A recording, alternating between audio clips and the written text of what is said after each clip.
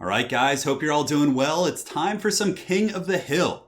So as is the tradition, I shall be starting off the game with my Beastmen facing off against the new and improved Greenskins of Nahrim. Aside from that, we do have a little bit of a longer King of the Hill today as far as players go. We do have 12 players, 13 including myself. So it should be a pretty solid stream. Hope you guys are ready for some fun. Let's get this party started. So right now I'm going to be picking my army for the Beastmen while you guys all join. And choices. Looks like he is ready to go. But I'll take my time just so we can get some more people in here. Also, I need to pull up a couple other things here. Just give me 1 second. All right, everything looks good. Yeah, you know, it's just kind of like, you know what? Let's just stream today. Let's go wild. Let's have some fun. Wagons, you know, I'll try and get some wagon play if I last long enough. But of course, you know, there's a lot of good players in today's event, so I don't know how long I will last. Considering I might want to meme a little bit, but we'll try. Yes. No, I'm not still celebrating my birthday. No, it is not my birthday. All right, so let's go ahead and cut you. We'll get another one of these guys. Oh, there's so many choices, like so many cool beastie units I can use. But I think that should probably be fine. Let's go ahead and get you. I don't know if we need any of those. Here, piggy. All right. Beastmen versus Greenskins. So they have a lot of new scary stuff for sure. We might see a wild rogue idol in here, which would be a little bit frightening. Thunderbolt and lightning, very, very frightening. Rogue idol. Yeah, the rogue idols are certainly very cool. All right, so I definitely like the direction this build is going. I think it has some teeth for sure. Probably need to have some anti-rogue idol stuff, I would imagine. What's on the docket? Today is King of the Hill. So today's going to be a King of the Hill stream. Very standard format we do here on the channel. One of my favorites, easy to just get going, and always a good time. That is for sure. Could get another one of these, which I think could probably be fine. Looks good. And from here, we have a little bit of dough left to spend. Could perhaps cut one of these guys. We're pretty tight on money here, but I think that's fine. Get rid of this. Does that give us enough to get that last unit we want in our army? Not quite. Not quite. All right, very good. Good, Anakin, good. Yeah, I think that's going to be pretty strong. Hey, Adam Marshall, thank you for the donation of the $2 Canadian, even though it's not my birthday. My birthday is on July 12th, but so it begins. So thank you so much. And Will Ferris, thoughts on the wagon buff? I think it's good. Wagons needed a buff. I mean, if a unit's that much of a meme and that terrible, yeah, I think that's like important for sure. All right, so just got to spend my last 600 gold here. The choices are quite tough. You know what? Let's actually switch this up. I think we need this guy. Yeah, let's do that. That'll be nice and fun. And aside from that, I think the army's feeling pretty good. Feeling pretty good and tasty here. Get some of you guys. Get this party started. Ooh, almost a perfect spend. Ready, let's do it to it. So good luck to my friend Nahrim, the first opponent here on the King of the Hill. Remember, all the King of the Hill games are best of one. We're on Glacial Lake, so Greenskins versus Beastmen, very much going to be like a knockdown, drag out, fast fight. I'm just going to be charging in, both of us just going balls deep, trying to rush the other army. Glacial Lake is one of my favorite maps. I don't know why I like it. I think it's because like it was one of the first ones I played in Warhammer 1, and it just has like such a sweet spot in my heart, just like the nostalgia, you know? I don't know, it takes me back. No. Cursed thing. Gotta always turn off the sound of my phone or else it'll just like play back the stream. Alright, that's fine.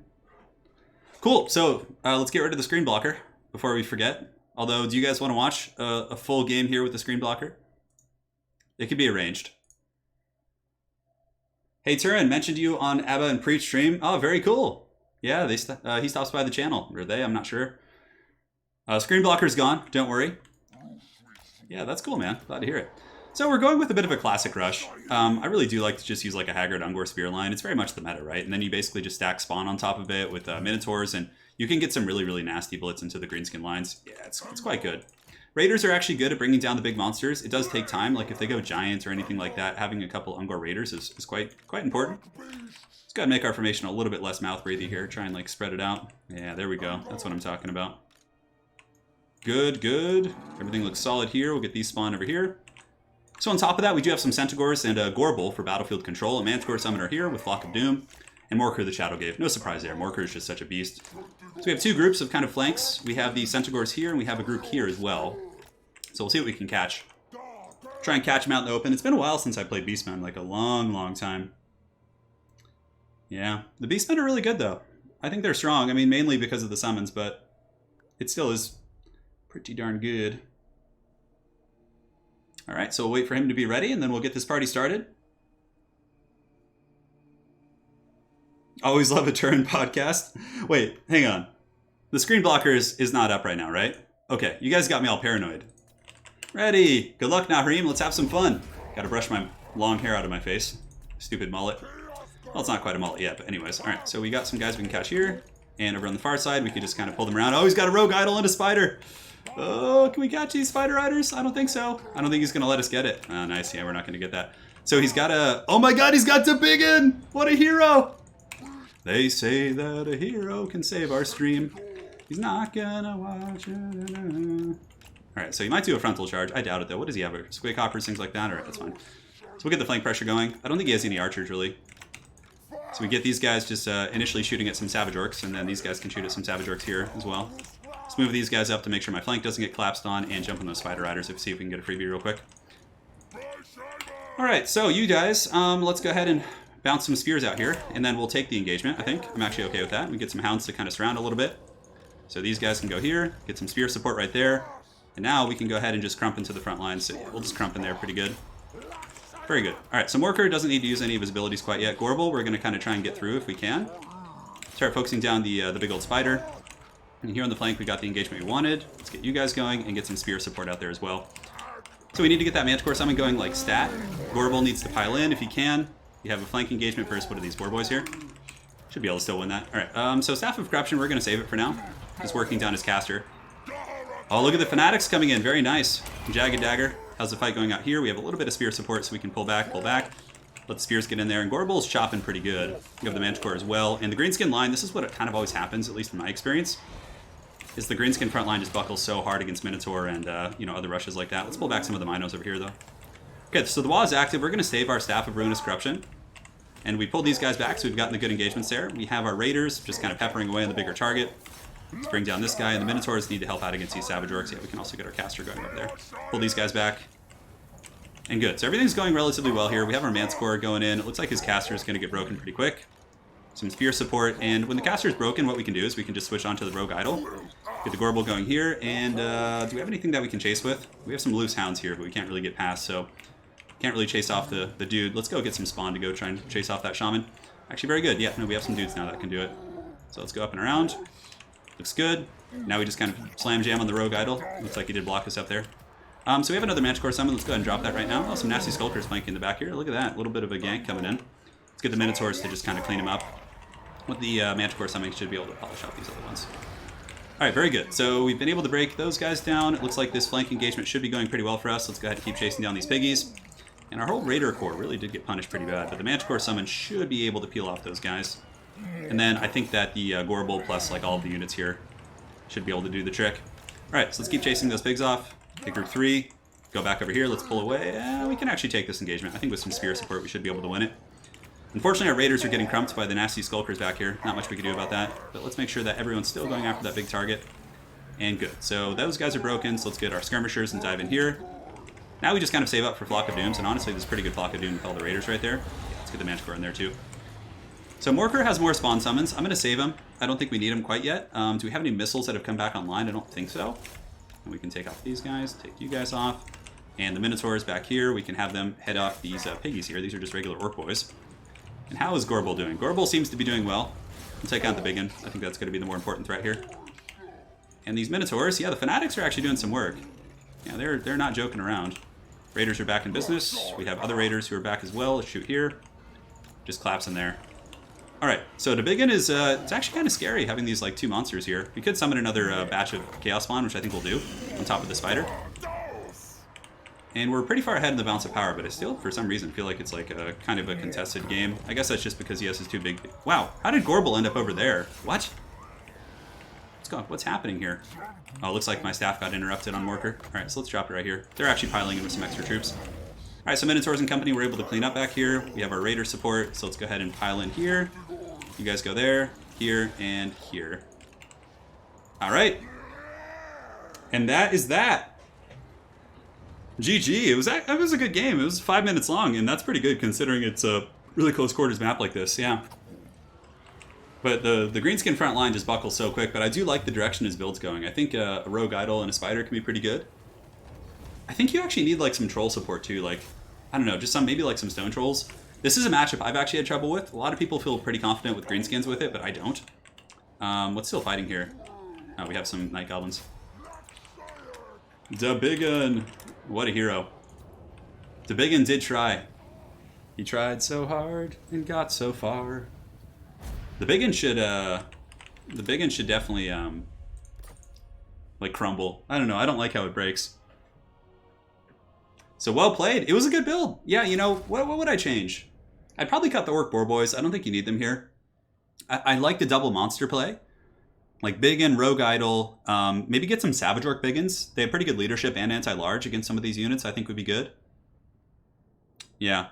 And maybe some like skirmishers too, like some Forest Goblin Spider Riders that just like kite. Actually, you had some here. I guess they just kind of got caught. Yeah, it was a good game. Well played. Well played indeed. So now next up on our list. So we have Protocol.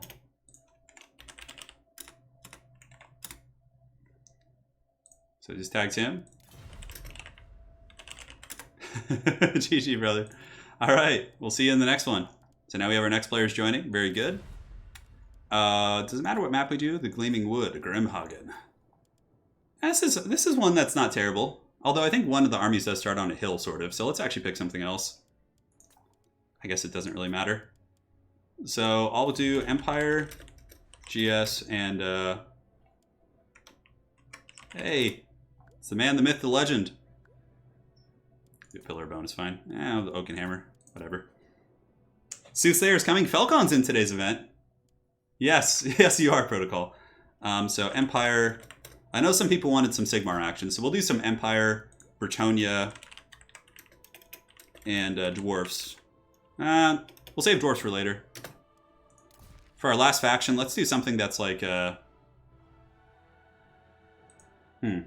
something that's very different. Vampire counts.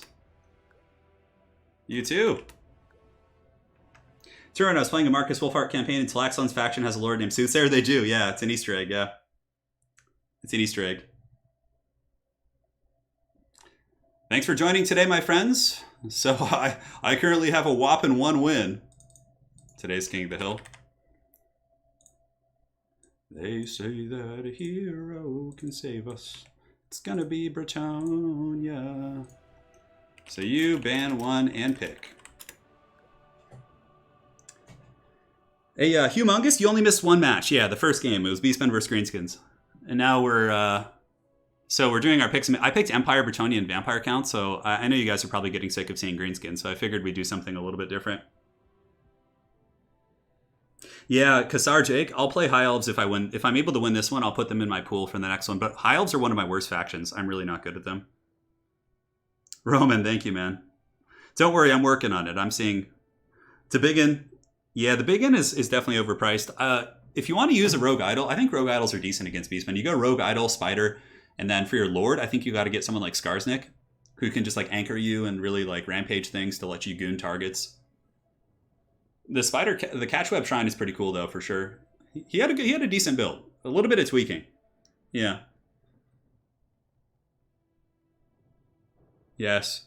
I missed the donation. Oh no. Let me pull it up. So we have a donation from Aaron Perlman. My apologies. He says, HBD, man. Can't believe you're 15 already. Pretty mad you didn't invite me to Chuck E. Cheese. Dude, it's not my birthday, but thank you. And how do you get in on the games? You simply just have to join my multiplayer Discord. And then from there, I just make a call. And the first come, first serve. That's it. Eventually, I'm going to, probably for the next King of the Hills, I'll have a system where you get new players. Like, if you played in the previous one, unless you won it, you can't, like, play in the next one, I think. I don't know. I'm trying to think of a system like that. I think that's probably what I'll do, just to make sure that more people can play. But today we have more or less, like, all different players than last time, so I guess it doesn't really matter too much.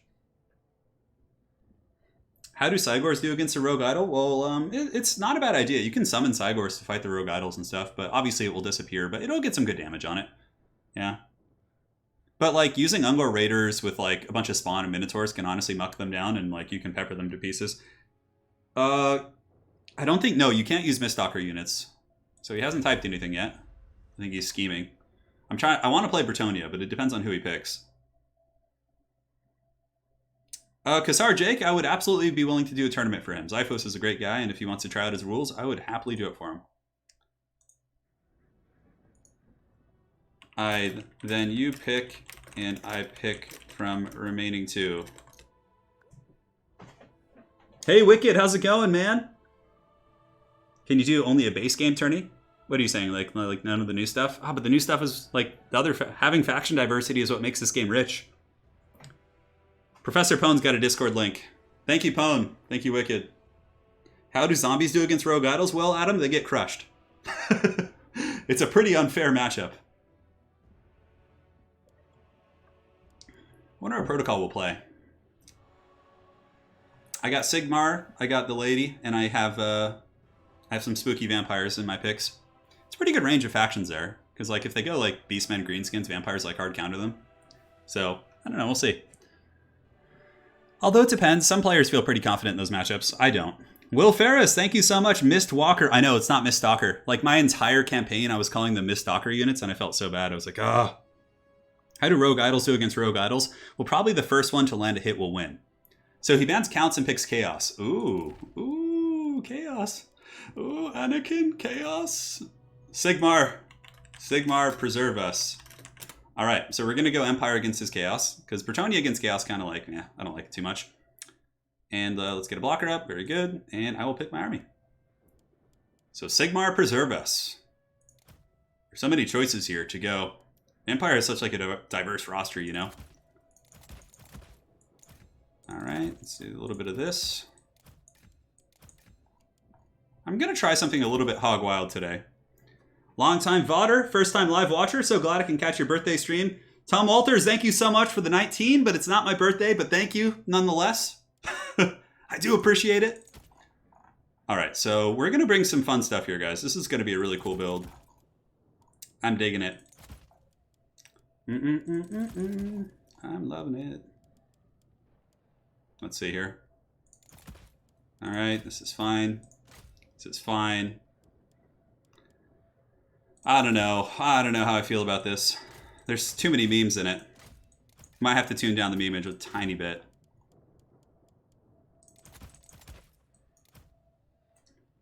Just officially make it my birthday today. Yeah, this is only the second match of the stream, so there's no elves yet, but I'm sure they'll appear. They'll appear from the shadows, don't you worry. Oh, it's such a fun character to use. Such a fun character to use. Yeah, we gotta go with Homeboy though. Man, that really cuts into my army in terms of what I can bring. But he's just such a beast. You know what, let's try this. No, we're gonna do something different. My normal build would use the Franz, but here I want to just try something more fun. Because you guys see enough Franz. Alright, that looks fine. Need to get a little bit of dough somehow if we can. We have 200 extra gold here. I'm curious how this piece will work out. I think it should be okay. Yeah, not too much like cool magic support though, unfortunately. God, it's so expensive. You know what? We could actually do this. Let's mix you in. Get you. Cut these abilities here. That looks fine. Ready.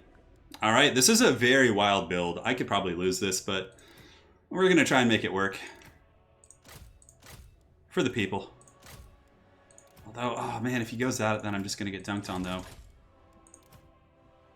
No, Sigmar calls. Sigmar calls. So expensive.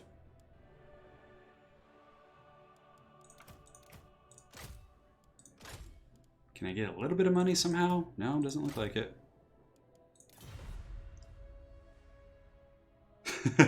He says today would be a rather poor day for the Chaos Hordes. Ready. Ready when you are. All right. Or was that from the previous game? No. Okay. We're still doing it here. It's a good army. It's fun. A little bit of memeing, a little bit of good unit picks. It's a balanced army. We don't see GELT. Yeah, GELT could be okay here, but for what I'm doing, I don't know. We'll see. I don't think GELT is the way to go in that respect. We actually had a Power Stone we could bring. Oh, get some extra Winds of Magic. Yeah, that's what I'm talking about. All right. So, Adam V, would you ever do King of the Hill with campaign units? It'd be kind of overpowered if you could actually pick the campaign units you want. You could just pick like Caribou Greatswords and just wreck people. I don't know. I'd consider it. I think using campaign units is better for autogen because it's like random. The wagon fort strategy, Will Ferris, it's too broken. I would never subject my opponent to the wagon fort strategy, which is just letting your wagons be destroyed and then... yeah. Oh man, I met Lady Turin a long time ago, but I met her online actually, yeah. Have you ever thought about doing a budget build tourney? You're saying like less funds or something? Huh. Yeah, something to consider. Perfect. And also, guys, if you haven't seen the announcement on Total War's Twitter account, Everchosen Invitational is going to be this weekend. So it's going to be Saturday and Sunday, starting at 9 a.m. Pacific Standard Time both days. So 2-day event. Yeah, so the next Everchosen. It's going to be more of a remote Everchosen, so the production quality may not be what it was before, but still going to be fun. So that'll be on Total War Official on their Twitch and YouTube channels. We'll be casting it.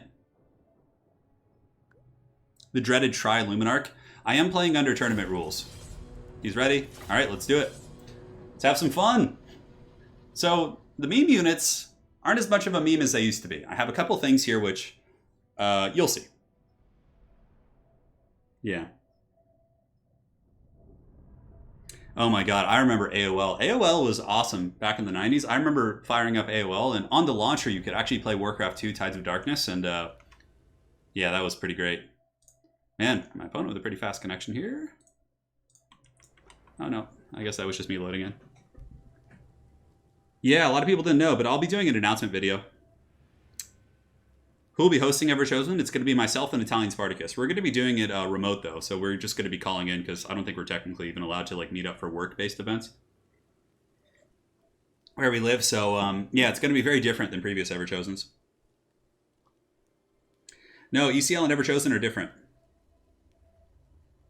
The mullet will arrive, yeah. It's actually, I'm in kind of a pinch though. I'm trying to find someone who will cut my hair, but my hair is long enough that I could even turn it into a mullet without getting a haircut, but it's just going to be more of like an 80s mullet that's like super poofy on the top.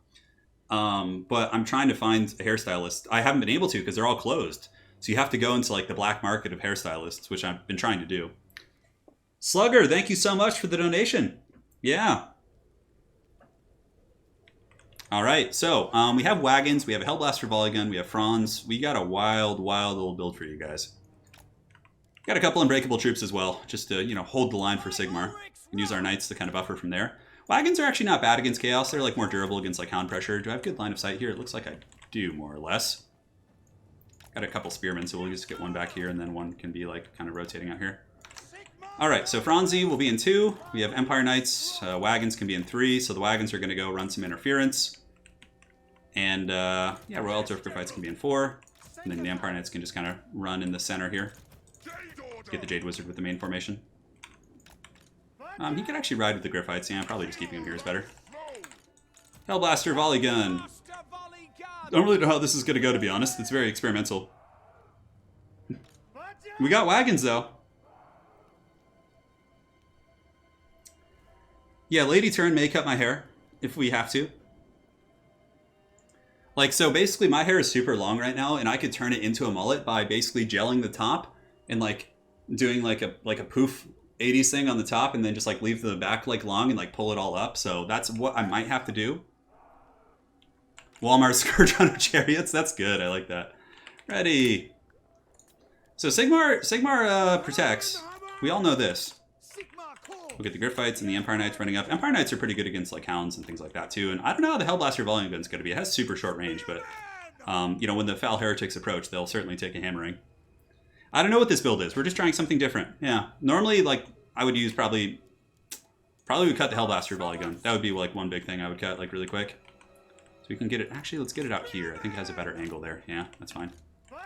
Cool. War wagons. So war wagons, you know, if you're being chased by like hounds and like chaos knights and things like that, you know, the wagons are more efficient probably than a more squishy unit like outriders. I don't know, not more efficient, but at least on par, because they're like harder to snipe. Feel like have fun.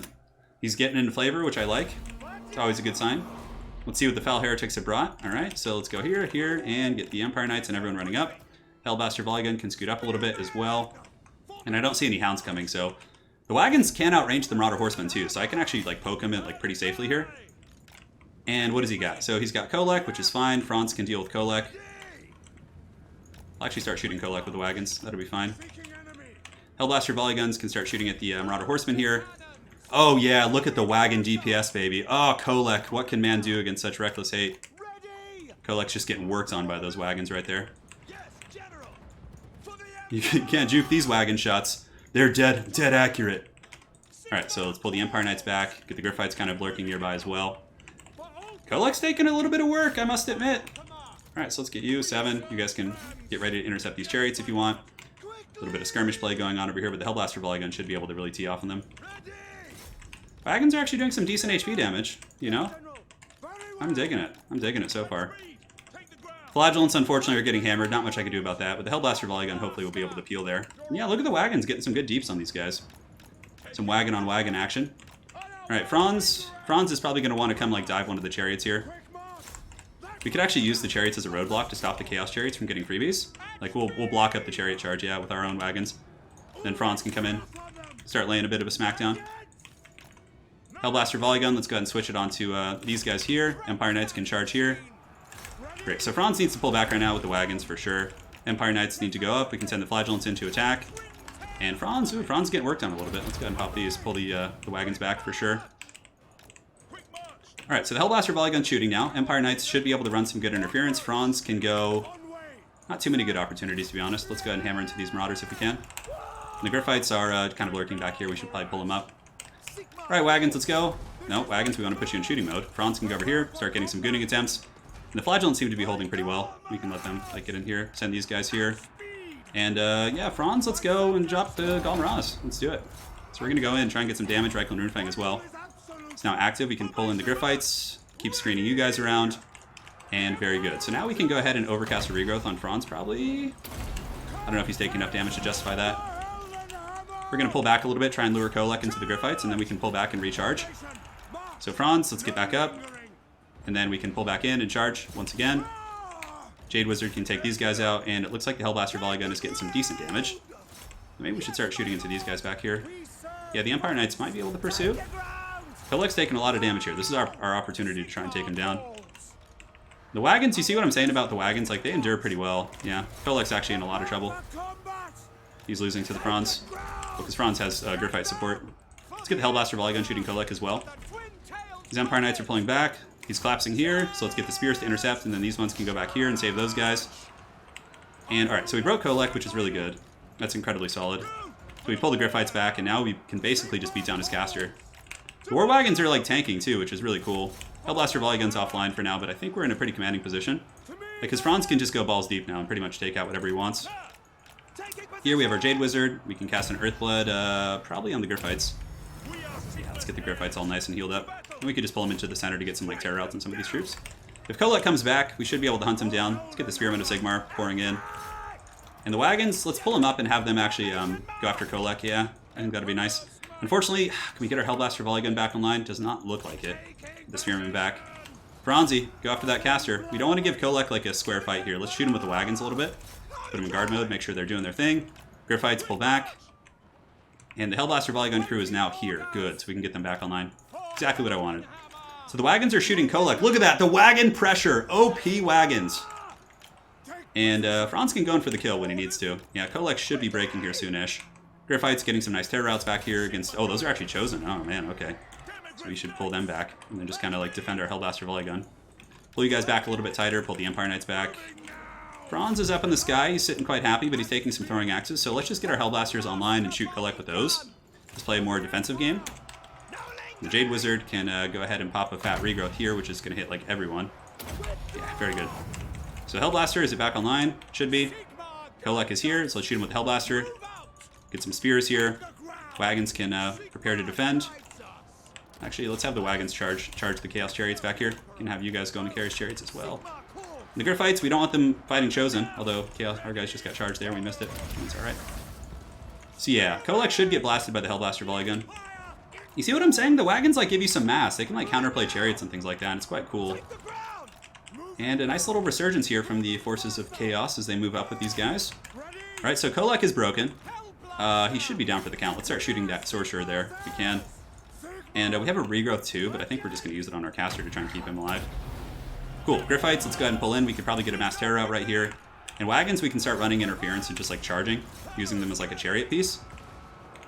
Alright, so we're getting some terror routes there, which is good. What are these? Yeah, he has so many chosen, actually. I was not expecting that, to be honest. Reichel and Runefang will buff up all our stats right there. Hopefully that Deathcaster goes down. Let's move the wagons. And we can move the Hellblaster volley gun to start shooting at some of the chosen with great weapons right here. Franz can pull back, go after them. Let's pull the Griffites back and have them hammer in here. We need to get the Griffites back. He's going to get the Hellblaster again, yeah. I had to abandon it. We do have Golmaraz as well. So the wagons should get his caster here. And we've officially lost the Hellblaster. That's a shame. Oh, we still have a couple crew members left. Maybe Sigmar can save it himself. And yeah, the demis are actually dying here, which is not good. We need to get those guys out. We need the terror outs in the late game. The wagons are chasing. Let's go shoot at Kolek. Tell them not to fire at will and just go after Kolek here. Charge. What are these? Chaos Marauders. Alright, Griffites, we need you guys to get back. Our caster's in trouble too. I don't think he's going to be able to live. Franz is able to get those guys. Let's go on the Mirror Guard here. And Kolek has been shattered by the wagons. Let's get the wagons in combat here against these guys. And what kind of spearmen do we have? Yeah, we have the Griffites, so we have pretty good cycle charging potential, which is going to be really, really strong. Chosen are not immune to psychology too, which is really good for us. So let's go ahead and engage here if we can. Pull these spearmen back. We have 11 Empire Knights who can hopefully maybe just go chase that guy down. Wagons, shoot that sorcerer down if you can. Griffites, attack here. Oh, we got some spearmen. Let's go head those guys off if we can. What do we have here? Yeah, Marauder Horsemen, probably want to hammer them. Alright, so that guy's shattered. We can just ignore him now. Let's bring the wagons back in and start charging. Come on, give me the terror route. It's a really risky dive right here. Okay, Franz, let's pull you back. Looks like the Marauder Horsemen are chasing, but that's okay. How are we doing on ammo? Not too much. We'll come over here. As long as we get away from the Chosen, we can actually turn and fight. Yeah, I don't mind that at all. And we get the charge. Very good. We're a little bit behind on the bounce of power, but I don't think that matters with Franzi being here, like in our wagons. We're going to be able to do some really nasty stuff. Alright, so let's move this way. We can get the those guys running here. They can run around there. And the Chosen, unfortunately for him, will probably get terror routed, which is pretty solid for us. As promised. Hey, thank you for the donation, man. So we're coming in. Empire Knights get a charge. These are Chaos Marauders, and then the wagons will come in as well. We could just like do some nasty wagon cycle charging. Yep, we break off the Chosen there, who are actually truly broken, so we can chase them down here. And now we can get the Griffites and the wagons and just hammer into these last Chosen. Those troops are going to be tough. They're shaken. He's probably going to get terror routed here, I think. Yeah, there's just too many wagons there. Sigmar, preserve our wagons! Alright, Reichel and Runefang. Very good. Are they actually truly broken? They are, which means we can take the wagons now and just start cycle charging here. Get the spearmen back. Let's go, wagons! Sigmar's wagons, baby. Get those spokes dirty. Oh, yeah. Look at that. OP. You need to make sure to clean up all of these dudes if we can. I mean, I guess there's only a couple Chosen left, yeah. We can just get you guys going for those Chosen. And the wagons, in the meantime, can just hammer them down. It's got some Marauder Horsemen coming back in. Spearmen are engaging. Pull these wagons back. Let's go! I'll check the donation as soon as this battle's over. Sorry, I'm just like in the heat of it. You gotta be like, he's got a lot of strong stuff, you know, with these freaking Chosen. It's a really good game, though. Alright, so now we just go in for the big Alpha Strike. Holy shit! Jesus, Richie! It might as well be my birthday. So guys, we just had a $500 donation from, or not even dollar, but 500 from Richie. Thank you so much, dude. Holy shit. That is super generous. So thank you, man. That, I gotta play smart in your honor here to make sure I can actually break these guys. I don't want to, like, lose because I'm so tight on this. Yeah, they should be close to broken, although, honestly, I gotta be careful. Those guys might be able to get me, so let's pull back here. Richie, thank you so much, dude. Holy shit, 500. Just going in balls deep, man. Thank you. It's not actually my birthday, but it kind of feels like it. Alright, so, yeah, we gotta go after these freaking chosen here. Our poor wagons are just getting ramrodded. Let's go clean up these other chosen before we commit to the mirror guard. The mirror guard are, like, actually pretty strong.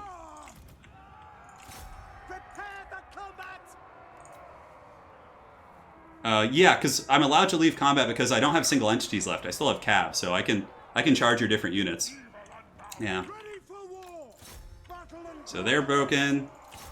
Now we go in here. Damn, dude. Thank you. And that's it.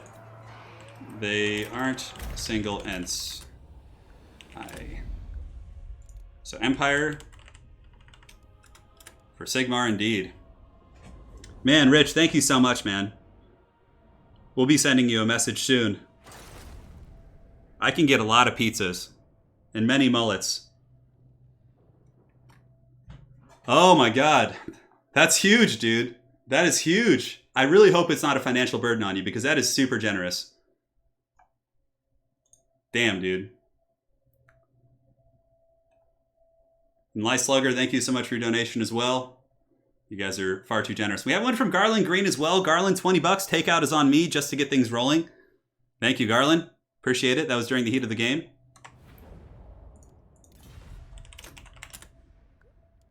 So the wagons, you guys can see the applications of the wagons. Hopefully, Richie, those wagons made you made you quite happy. All right, so next we have on our list. So we have King of the Dead. Oh, the king himself. So King of the Dead shall join. Very good.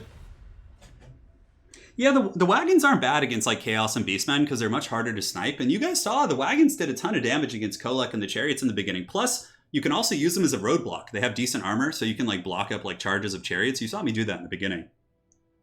Man, thank you so much, dude. I can't thank you enough. That is a big old thick donation. And again, man, I really appreciate it. The wagons did get a damage buff. So if you look, the missile strength is 55. And the Outriders, I think, are less. They're 33. But I guess like maybe they have bigger rifles there that they can like mount on the side of the wagon. I don't know. Hey! So, Greenskins, High Elves, and we'll do Bretonnia.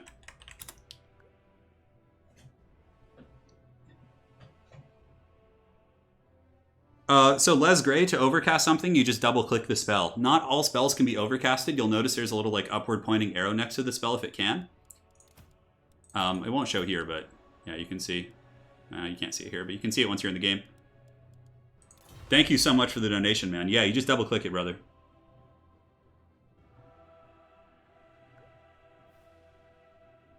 King of the Dead says screen snipe. Oh, man. King, what are you doing, bro? Gotta get a blocker up just for you, dude. He's banning Bretonnia and he's going Tomb Kings? Gotta have some of the new content. Okay, you want High Elves or Greenskins? Probably am not comfortable with High Elves in this matchup. I don't know. What could I do against Tomb Kings? I don't know. I'm gonna go Greenskins. This used to be a matchup that I would say is Tomb King favored, but I think the times have gotten a little bit better. So, yeah, we'll see how it goes. We will see how it goes indeed. Alrighty. On the road again. I just can't wait to be on the road again. I do play Vampire Coast, yeah. Vampire Counts as well. Vampire Counts are like one of my niche picks. I don't pick them a lot, but if I'm playing the right kind of faction, I will. Alright, so looks fine. Looks good.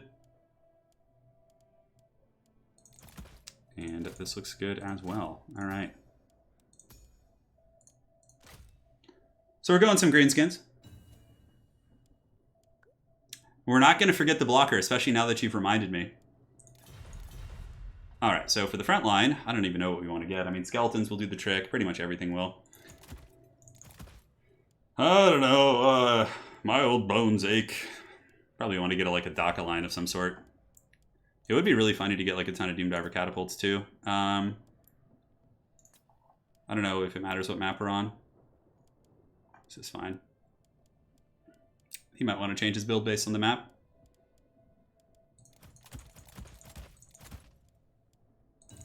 Alright, that looks good to me. Oh, I gotta update my score? Yeah, I will. No problem. Man, Richie, dude, thank you so much. That's life changing. Thank you, man. Well, Ferris, your blocker doesn't block the entire screen.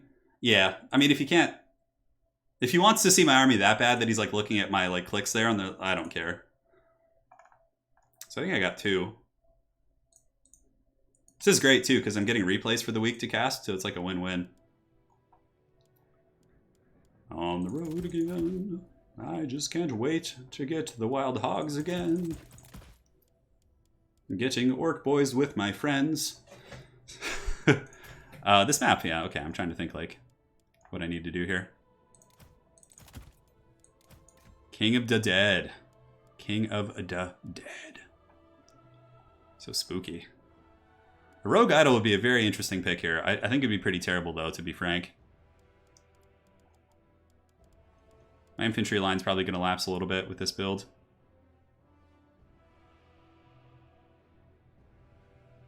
All right. Doom Divers are pretty cool. I don't know about against Tomb Kings, but I don't know. I want to get something a little bit different than the usual. Try and catch them off guard, you know? A little bit of sneakiness going on, but we'll see. My front line currently is just so weak. It's just so limp and sad. Yeah, I'll probably cut that a little bit.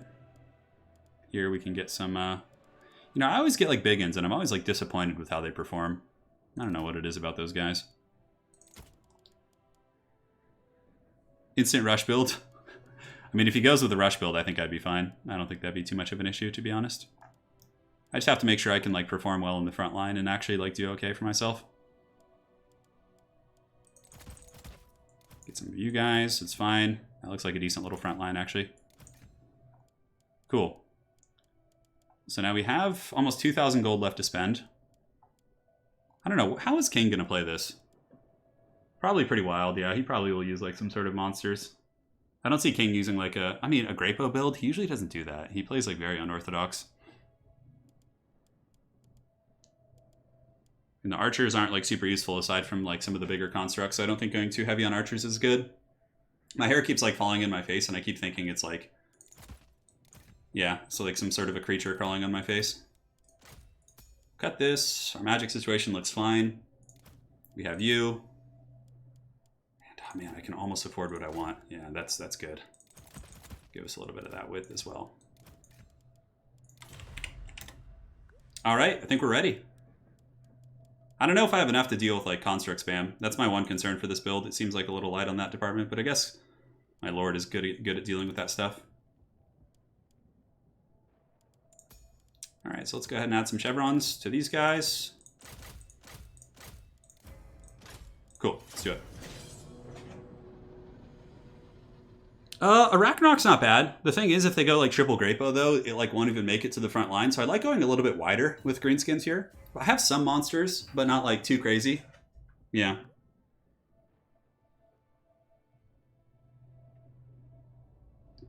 Yeah, we will see. I know, put the hair in the top knot. I got to prepare it for the Everchosen, guys. We'll have to figure something out. All right, so we're in the King of the Hill facing King of the Dead. My build is okay. I wouldn't call it optimized, but I think it has some teeth for sure. It depends on what he brings. If he goes Grapos, I think I'll be okay. But if he goes like monster spam with like Necrotex, I don't know if I'll have the stopping power to actually kill him. Yeah, we'll find out. All right, so let's get rid of the blocker. Looks good. Reloading in. Tripled. Yeah, you know, actually, a Titan would actually be pretty bad. I don't know if I could deal with a Titan, let's be honest here. Yeah, I don't know. We got some Stone Trolls. I'm trying them out. I actually like the Stone Trolls. I need you to...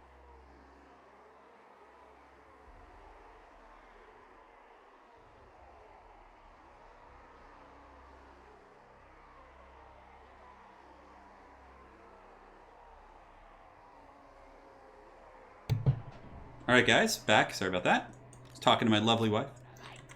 And now, let's go ahead and get the front line all set up. Tomb King's main strength. Tomb Kings are just a really solid faction. They just like can do so much.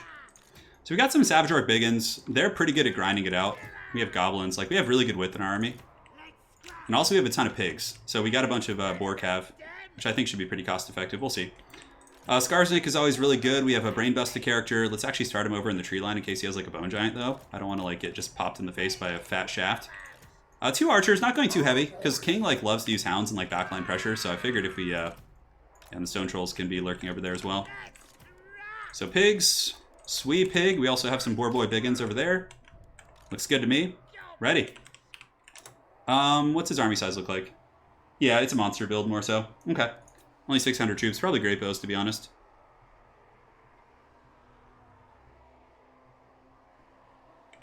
Skarsnik is here. He's pretty good. Anti-large, armor piercing, can rampage things. Definitely quite excited to give him a whirl here against the great King of the Dead.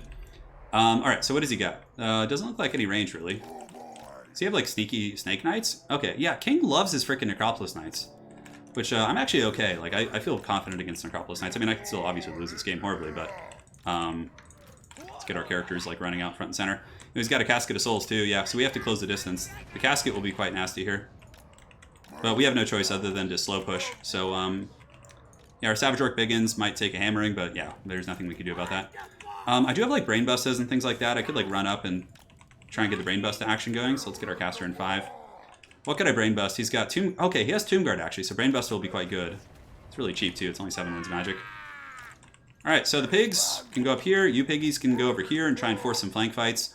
What does he have? Arc in the Black, so he's going to drop Skeleton Summons on top of my stuff. There's no surprise. I do have They Need Stabbing, and honestly I haven't taken too much damage from the casket play yet, which I'm quite happy about. There's no point in really trying to dodge it either. It's gonna get you. One way or another, it's gonna get you. It's gonna burst that brain. Alright, so the pigs are coming up. Brain Bustas we'll definitely be using on the Tomb Guard, just non-stop. Use There We Goes in the fights. These piggies. We could do frontal charge with the hogs and then like pull back. I think taking like a big flank fight over here wouldn't be bad. Also with Skarsnik giving them a bonus versus large on the ones that don't have it. Yeah, and there we go. I'm pretty sure we could win a flank fight. Stone Trolls, let's get you guys like sprinting up on the flank as well. Very good. So we'll just get everyone kind of pathing in. What are these? Tomb Guard here? Hopefully you guys can get in. Fanatics can go here, and the Savage Orcs can go like pressure the flank. Okay, shooting at my hogs now. My poor wild hogs. We can actually shoot the casket with our Daka, I think. That's not going to be a bad idea. Big boss coming up. Skarsnik's running. He's pumping those little goblin legs. And we can go for a flank overload. Yeah, I'm okay with that. We just need to make sure everything else is in position here. We're going to have a Fanatic Wall soon, too. So he's going to pull back. Alright, so let's get the hogs to pull in. Pull you guys back, pull you guys back, pull you guys back. Get the Stone Trolls going in to intercept. And let's go ahead and just pull a switcheroo on them. Alright, so he pretty much saw that I reacted to it, and I think maybe pulling back here. And we'll get you guys going. Perfect. Let's get you hogs around the side, you guys up here, caster here, and Stone Trolls can get ready to party as well. Alright, great. So he might be coming in with the characters now, it's hard to say. Yeah, we'll get around the back here. These hogs can be in the front and center just to like kind of screen. He might charge into the goblins there and try and get some value. So he's using his summons back here, so we could actually get Skarsnik and the characters and go after this character here. So we'll say They Need Stabbing. He needs stabbing, like really, really badly needs stabbing. We kind of got forced into a really bad engagement there, but that's alright. And how are the Stone Trolls doing? Alright, so his Prince is going down here. Let's go ahead and pop Here We Go here, which will hit both characters there, hopefully. Can pull in these guys, and yeah, one of his characters is just getting gooned like super hard. Pigs, countercharge here. And yeah, this is a catastrophic engagement up here. We might actually just like straight up lose because of that, unless we rampage something. Alright, so let's go after his lord here. We can give, we are a little bit blobbed up there too. How are our pigs in the front doing? Yeah, looks like they're still fighting. I mean, they're doing their best. Let's see if we can like try and get out of that situation. Alright, so the archers are still shooting. Let's go after some of his bigger units. It looks like this character is just about down for the count, so we'll rampage him. Pull him back to us. Very good. We'll pop the wall. We can get a Brain Buster right here on top of these guys that are guarding the back line. And the pigs can pull back here. And okay, we actually got the Broken Tusk Mob out, so that's like a pretty big play for us there. It means we still have some good stopping power. Good. The Tomb Prince is down also, so we got a pretty expensive character in his army. And Spider to Bad Moon, let's get the Stone Trolls back, see if we can take out some of these guys. These boar boys can intercept here, and this guy can come here and help, and potentially we can get some damage in. Alright, so we have our Fanatics too. We haven't really used them yet. Honestly, I'm a little bit scared too, considering how much of a cluster this fight is. Let's run to the edge of the map and see if we can like bait them back. I think we're getting like good DPS, but yeah, no. Unfortunately, letting those hogs get caught on the flank there I think may cost us the game. We'll see. Savage Orc Biggins are now fighting these units. Let's continue to pull over here if we can. These hogs, we need to get him back here and just like finish off his horsemen. And yeah, I mean, we have Savage Orcs fighting the appropriate fights, which is good. Balance of Power is still kind of even. And how do we do on the Fanatics? Is there anything we can really do? Yeah, not really without like crumping our own guys. Well, it looks like he's charging over there anyway, so. Alright, so now we can head in and maybe get a charge with the Biggins there. Try and get some value. Some archers are back online. Let's go ahead and move up here. Start shooting in at the Necropolis Knights. And is there any other gooning we can get? Yeah, Savage Orcs are doing their job for sure. We got the charge there. Let's pull back. And our Jaka line is now back in business. Let's put them in group 7 just to be a little bit more functional here. Alright, let's set them up. Trolls are moving in. We are a little bit blobbed. That Casket of Souls is causing some problems. Can I get Skarsnik back there with another dude? Anyways, we have more magic, so let's go ahead and pop here we go here just to crump these guys that much quicker. And start shooting the Snake Knights. Looks like we have some dudes coming back, so let's go ahead and reform ranks behind. We'll have another Wa soon too, which is good. Tomb Guard are getting worn down, and it looks like the big boss, yeah, we need to like run. Because he's gonna like chase with everything there. Skarsnik, come back in. Ushapti Summon has been used. Let's go you. Can we get some Stone Trolls back? Are the Stone Trolls terrified or something? No, they're here. Okay, that's fine. Alright, Orc boys, let's go ahead and fight in combat, see if we can lock those guys down. We have another Wa, so that'll make everyone immune to psychology. Let's pull back here. And, yeah, he's coming in right there, but let's go ahead and drop it right on top of his spears there. I think that'd be good. Fanatics in 35 seconds as well. And how's Skarsnik doing? Because Ushapti Summon is active right now, so that's like part of the factor. We'll give bonus for Large to all those troops back there. We have some Savage Orc Biggins who can start chasing back in, some Hogs as well. Big Boss got caught, but he might be able to get away here. It's going to be hard to say. Let's see if he can scurry away on his little Big Boss legs. There we go. Looks good to me. How are we, like, not doing this back here? Man, those Nehakar Horsemen just will not go. I mean, they're all crumbling. They're all very, very low. His Ushapti Summon will be disappearing soon, too, which is great. Okay, we've kited back some of those guys. It's not point of no return yet, but it's certainly getting there. We could do Fist of Gork on some of these Savage Orcs. I don't think that's worth it. We still have the Fanatics here, so let's go ahead and pop them like this. See if we can finish off some of those damn Tomb Guard. And the Trolls are regenerating, so let's go ahead and see if we could like get our bearings back here. And okay, so some of those Nehakar Horsemen are finally starting to go down. Finally starting to go down. Goodness gracious. Let's get on those sneaky Snake Knights and the Ushapti Summon. We have a couple rampages, so maybe taking a fight over here and trying to like rampage these guys could be good. Yeah, let's rampage them, I guess. Yeah, let's do that. Let's just rampage them. Because they're in combat, it'll lower their melee defense. It's a good situation for us. Cool, so our characters are going over there. Our Trolls are regenerating, which is good. We now have our Jaka back online, so we can start working on those Tomb Guard. Get you guys piling up here. And let's see. It's going to be hard. Yeah, I don't know if we're going to have enough stopping power here. Let's go ahead and cast Here We Go. Because he's going to get like all of his reinforcements there before I get mine there. Let's see if we can sneak the Trolls around the side. Get some of these piggies over there as well. Skarsnik's going to be hard to kill. If he focuses Skarsnik, it might give me a chance back in this game.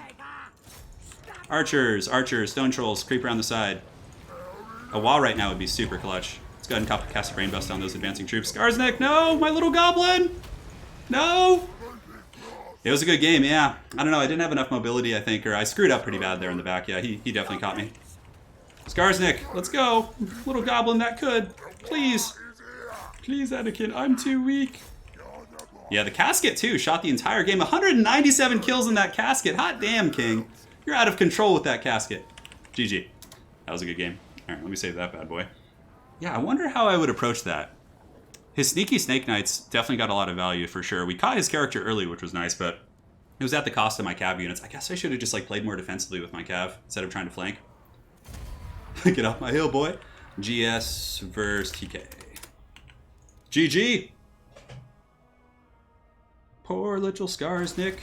He tried his best. But you know, the biggest thing about that is Skarsnik did get away to fight another day, so he'll be back in business. He'll be back! Alright, so currently, I got 2 wins. So let's update this. The next person on today's list is going to be Outer Region. I actually won one of our King of the Hills the other day. Outer Region. 1, 2, 3. He says, my body is ready to get wrecked. Well, come on, man. You got to believe in yourself. I got to like figure out how to play that matchup. No, not Outer Region. I'm just going to put T with 2. T2, baby. Terminator 2. King of the Dead. No, we got to do it differently. Hold on. And then 1.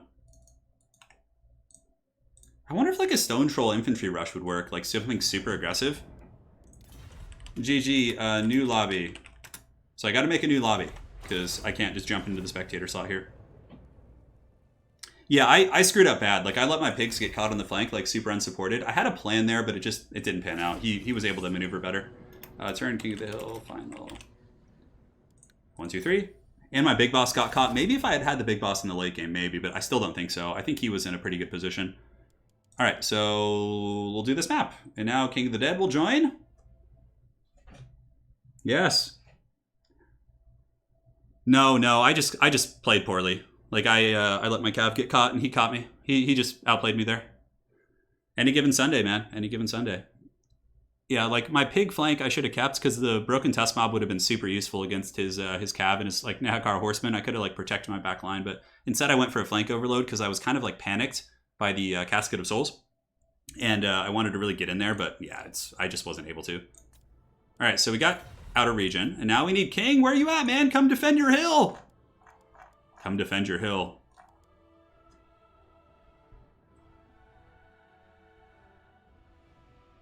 Yes, good. Yeah, my poor big boss got Shrek too, and I think, yeah, I forgot about him on the side. I was so focused on trying to keep Skarsnik alive. All right, so King pick 3. Let's see what you got. Oh, that's some good water. Hey, Bunsky, thank you for the donation, man. Appreciate it. Appreciate the $2, brother. We almost pulled it back. Bounce Power was creeping back towards the center there. Yeah, it was creeping. Pump wagons? I don't know about pumps. Yeah, because he had a lot of Necropolis Knights. No, I got to rethink the build. I think the Stone Trolls weren't bad, though. I was actually kind of happy with their performance, but the Stone Trolls in a vacuum will struggle against cycle charging from Necropolis Knights, but King doesn't play like a traditional Tomb Kings build, really. He plays very differently. My hair is super long right now, guys. It's super long.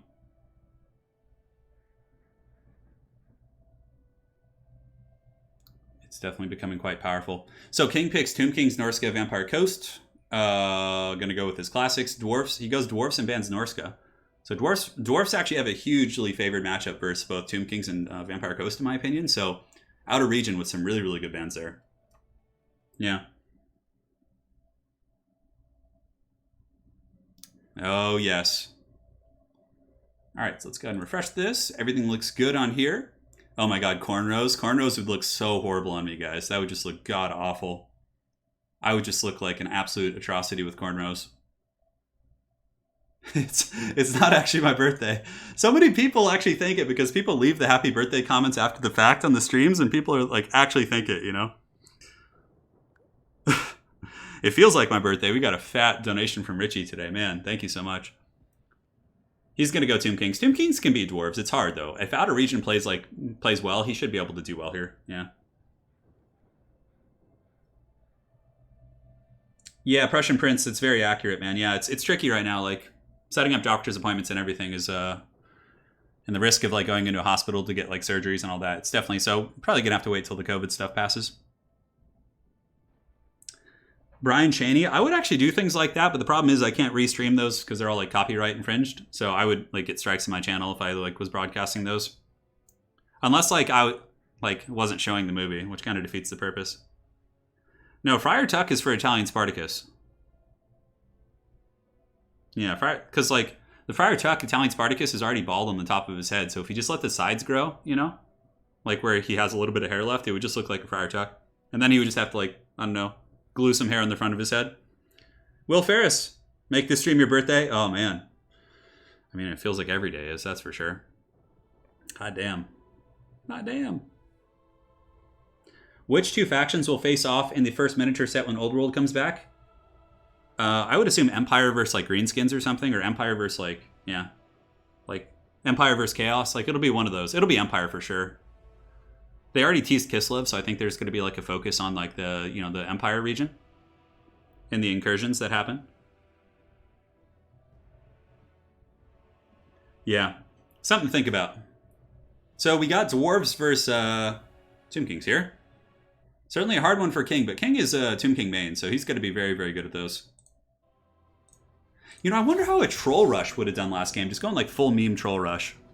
Like, I'm talking like river trolls, regular trolls, stone trolls, and just going in ham. Probably not that well. That was a pretty big map, too. The casket was able to just get so much damage on me.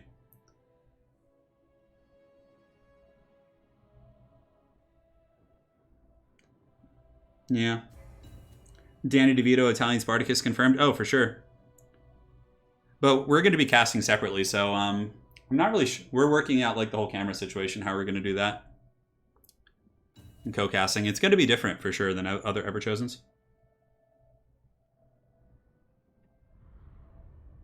Yeah. Everchosen is this weekend. Saturday and Sunday, 9 a.m. Pacific Standard Time. You'll see it on Total War Official and on the YouTube channel and definitely the Twitch channel. I'm not sure, Alex. Maybe. Who knows? I don't know if they've done that stuff before. Trolls are vulnerable to fear, but sometimes the blunt force pressure of like trolls with like Savage Orc type front lines can be quite nasty and like wreck the skeletons. But Tomb Guard have high melee defense too, so yeah, I don't know. I just think my build, I got caught pretty good with those pigs. I mean, I basically lost like 2,000 plus gold in that engagement, and he just got so much value. Even though we sniped his Tomb Prince, that was like the good play we had. But yeah, I don't know how like a big thick. I almost wanted to go the Cygor Rogue Idol too. That would have been really funny. The Cygor Rogue Idol versus the Casket. Casket would probably outvalue you though. All right, so for the build of the Tomb Kings, let's take a look. King does have a Kemrian War Sphinx, a Necrotect. Frontline for him is Nehekar Warrior Skeleton, so mainly chaff with some Nehekar support. 2 groups of Skeleton Chariots, Setra on the Chariot with good AP values despite the poison, or not poison, but magic damage. It still can do some work. And on the far side, he does have some Skeleton Horsemen. All right, looks good. And now for the forces of the mighty Outer Region. So Outer Region coming in with double Bolt Thrower. It looks like a Thunder line with a little bit of a staggering position. Dwarf Warriors, Longbeard Slayers, Rune Lord for slows, and then also Rune Smith as well. So yeah, definitely quite strong, but he's got to watch out. His deployment here is a little bit off because his cannons aren't going to have line of sight here. I almost want to type to him and be like, don't deploy there, because his cannons are going to have substantial troubles getting line of sight here. Yeah. They've wronged us. Yeah, I wanted to play Bretonnia before the stream was over, but Bretonnia against Tomb King sucks. But he banned them anyways. High Elves against Tomb Kings, I don't know how that goes now. Maybe you could get like Flamespire Phoenixes and get some like, maybe even a Wild Arcane Phoenix and like Vortex down on the troops, but Dragon Princes, I don't know, yeah. I'm not a High Elf player really. I mean, I know the basics, but we'll see how this battle goes. So the cannons, I would imagine, are going to start teeing off on the chariots. The Thunder line with Runes of Wrath and Ruin could be quite nasty as well. Both players are ready. Good luck, have funds have been issued. The first cannon shot's quite good. Skeleton Chariots here taking a bit of a pounding. Losing one model, I think. Yeah, it looks like they did lose one of the chariots right there. And the Bat King does also have a couple groups of Skeleton Horsemen, so if the Dwarven player is not paying attention, they could come back here and pretty much take out all of his artillery, which would be super obnoxious. So we'll see how that goes. A Cygor pitching battle against the Debigan. I think a Cygor would actually out-DPS it. And wow, look at the Bolt Thrower. It's actually getting some good damage on that Necrotect. Yeah, that's solid. And the cannon's still shooting into the chariots. Oh my god, look at King, though. He's hiding. He's hiding behind the rock here. That's so funny. But, like, there's so many chariots, that's going to be a really tough place to hide your dudes. Yeah, that's going to be really, really tricky. So now the Tomb Kings are advancing. These are miners with blasting charges, so the damage is going to be quite nasty against the Nehekar Warriors. He's got to make sure to target those. And the Thunder line will be quite good as well. I'm just a little bit concerned that the backline pressure here from King might be enough to get in there, but he does have Dragonback Slayers and several slows as well, so I suppose he's not unprotected. So here the Skeleton Horsemen taking a little bit of Thunder fire on the approach. You can see the Necrotect has been taking some work as well. Carrion are now swarming in, getting ready to attack the proud Dowie Thunders as the Rune Lord does sally forth to try and protect that position. And the blasting charges are being used, maybe a little bit. Yeah, he's gonna. But Cetra's going in the Chariot actually does get through before the blasting charges come into effect. I would imagine the Dwarven gun line should probably switch onto the Chariots right now. Those things need to go down like ASAP, or else this entire like gun line is just going to get shreked. And yeah, I don't know if Outer Region has enough to really defend his cannons back here. You can see he's pulling some Longbeards in, and the Slayers will intercept these ones, but he might actually lose. Yeah, it looks like, oh man, a lapse in micro there. Dragonback Slayers now charging in. Thankfully, Dwarven cannon crews aren't like super squishy. They're certainly tankier than other factions and better leadership, so might be able to hold. So the gun line shooting in, Skeleton Horsemen charging in. Skeleton Horsemen are pretty pitiful in combat though, 22-26 with low AP value, so they're not going to do too much other than disruption. But it looks like the Bolt Thrower is on its way out. at the cost here of the Skeleton Horsemen, so maybe the Bolt Thrower will stabilize. The Dwarven Cannon is still fighting, but not for long, probably. It looks like King was able to get back there and shut those down, so that's a pretty rough situation for the Dwarves here. Definitely want to make sure to allocate resources to protect those bad boys, but the thing is, the Dwarves will probably win all the frontline matchups, or at least a lot of them. Well, unless the Chariots and Cetra are able to get in there. Hard to say. We'll see if the Gunline can stabilize the Thunders, and the Dragonback Slayers are just such a pain, too. You can see those Skeleton Horsemen are already disintegrated. Runes of Wrath and Ruin, still available as well, and the firepower from the Thunders is now pouring into the Skeleton Chariots that are hammering into the front line. Blasting Charge is being used a little bit late, but still useful on top of the Nehekar Warriors. Oh man, this Necrotech in a little bit of trouble. It looks like the Dragonback Slayers have a more or less a full surround here. This guy could start taking some big old damage here. Yeah, he's down to about 1,700, 1,600. Man, those Dragonback Slayers are chopping him to pieces.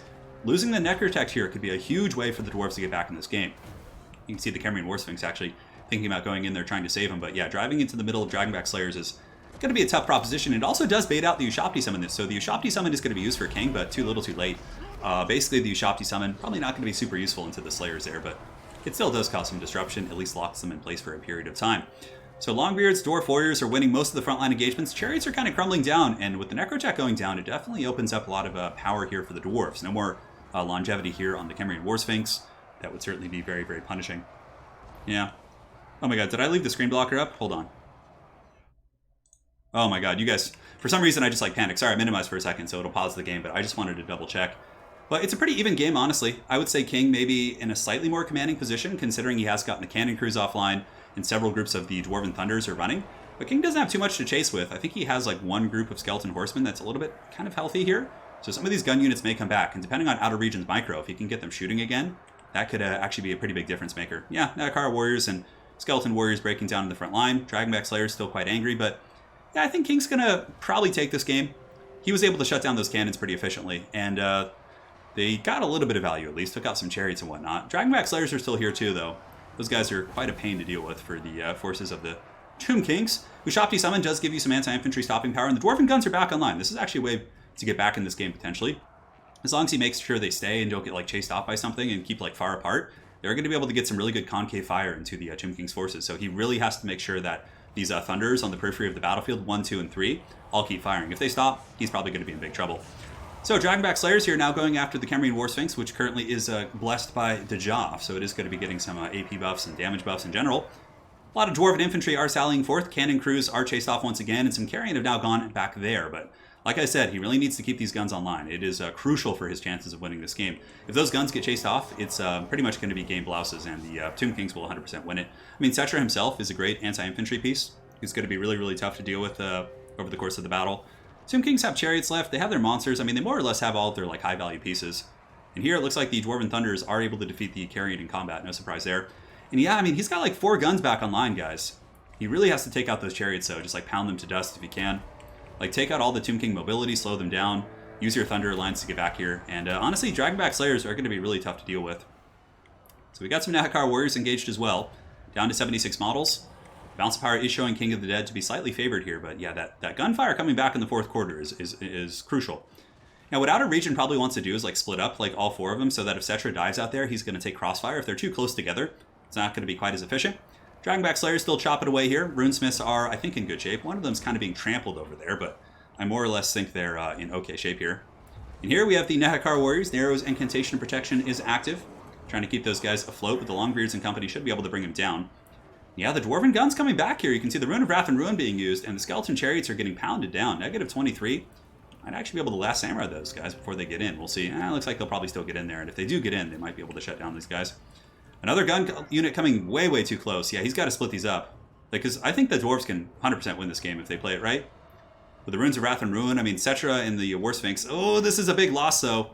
The Rune Lord here being bullied by the Khemrian War Sphinx out in the open is really, really painful.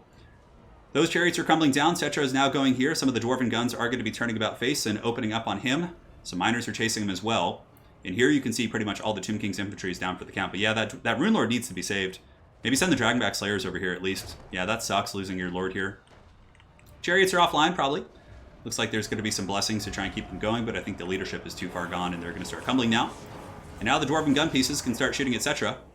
Cetra is really healthy, though, and the dwarves are quite low here. He charges right through the Dragonback Slayers. Obviously, there's not too many of them left, so it's not going to be too challenging to get through there. Granted, he does get hit with the slow. Now the gun lines are shooting. Setra's starting to take some damage. The Rune Lord might be able to get back to his formation here. Balance of power is still Tomb King favored, but like I said, all these gun pieces are going to be quite annoying here. You can see Setra actually getting worn down. As long as he keeps them separated, doesn't stack them together, he should be able to get some good work in here. So here comes the Dragonback Slayers, hot on the tail of Setra the Imperishable. Oh man, but the Nagakara Warriors, are they going to get in? There's only 19 of these Thunders. They're wavering for sure, but nope, they actually get crumbled down. Now this Rune Lord somehow, some way is still holding here. I have no idea. Cambrian War Sphinx is like an anti-infantry AP monster, so yeah, the Rune Lord's definitely going down for the count. But Setra is, fighting a bunch of Dragonback Slayers in sustained combat, and he's also slowed. But the guns need to start unleashing on Setra. Like, I don't know what he's doing with this one. Yeah, they're close. Wrath of Petrog going down. That actually did some really good damage. I'm surprised. Normally it doesn't do too much against these armored units. Maybe it got changed. Probably a little bit of obstruction units going down as well. Dragonback Slayers are numerous, somewhat. Yeah, 16, I guess. At least there's still some units to apply the slow here. Both players playing a very good game. The Dwarves might be able to win this, as Setra is now kind of pinned in here in combat. And I think the reason why King is staying in combat here is because all he has left are single entities, so he can't cycle charge. So Setra is going to have to stay and fight. And the gunline unit is taken out. The other Dwarven guns are here. Looks like Setra is taking a little bit of gunfire from the flank as well. But the War Sphinx might be able to come in and tear out. There's only 7 Dragonback Slayers left. Yeah, Setra is looking a little bit low here.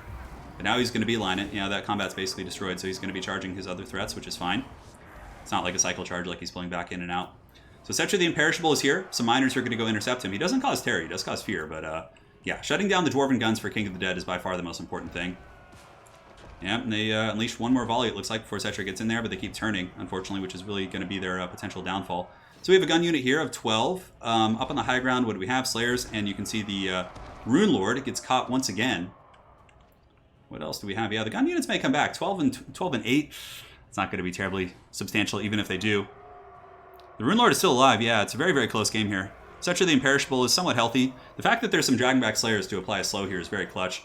He needs this gun unit to come back. If Outer Region can maybe get these Thunderers back, the 12 of them, he might have a chance here. There still are Longbeards too, which are immune to Psych, and also I think there's a Runesmith and a Rune Lord here, so 2 heroic characters that can still, pack some punch, even though it's not much.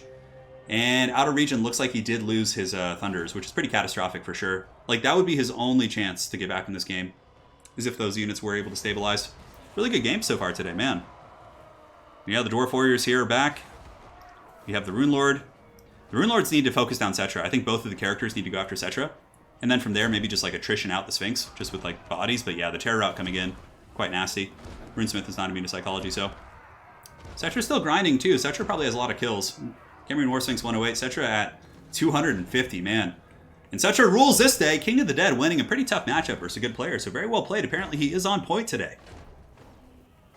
And there you have it. Close game indeed. A couple Dragonback Slayers running in. There's one pissed off Slayer. The most angry person in the entire old world, I'm sure. And that's going to be game. So there was a chance for the Dwarves to come back, but the gun line wasn't quite staggered correctly, maybe. I don't know. It was super close, though, man. Just down to the frickin' wire. So King will have 2 now. So if King does this, wins his next game, he'll take over the current King of the Hill spot. So now we have Willamos of the Sacred Band. 1, 2, 3. Really GG.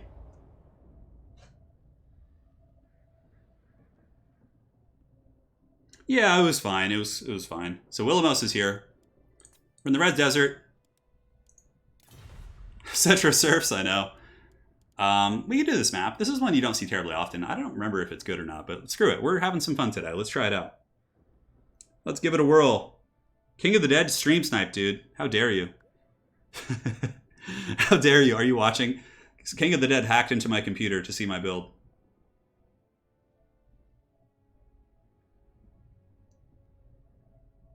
The Dawe.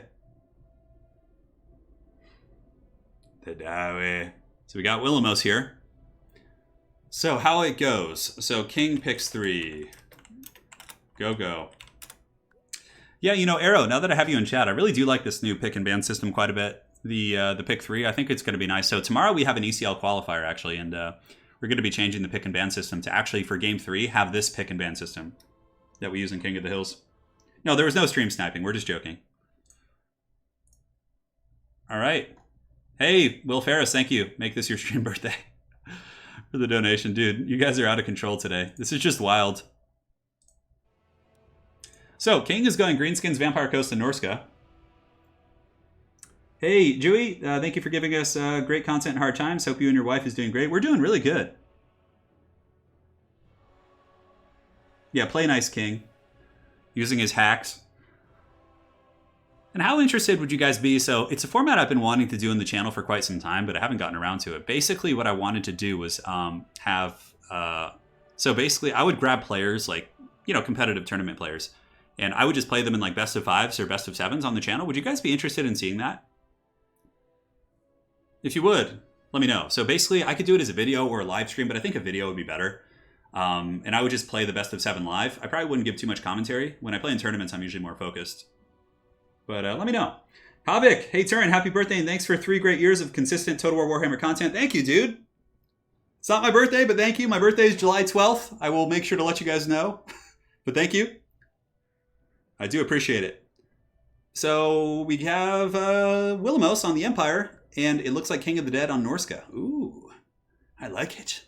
This is going to be good and tasty.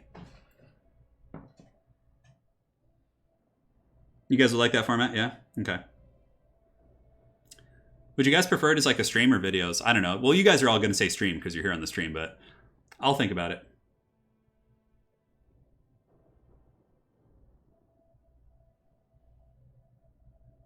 Yeah, King's gone really far in King of the Hills before. Aerocrastic, Felcon, Sooth. I mean, all those guys have. In our old King of the Hill format, though, you were able to play more games. But, yeah. I'm just here to see the mullet. I would turn on a camera right now, but I'm literally, like, shirtless, like, in my boxers. Just sweating like a hog in my room, so probably wouldn't be the best time. That's a pretty funny comment. With Turin's voice, I'd listen to a stream of him narrating old taxes from a 1970s paper company. Jesus, that sounds brutal. Thank you, though, man. Quite the compliment. Yeah. Yeah, probably best of 5 is good. So maybe I'll start working on that format. Yeah, play some like best of 5s, and maybe doing it as a live stream could be better. Although for a live stream best of 7, I don't know. But I will do that format, yeah. Video? Yeah, it seems like most of you guys want video. Okay, yeah, makes more sense that way, I think.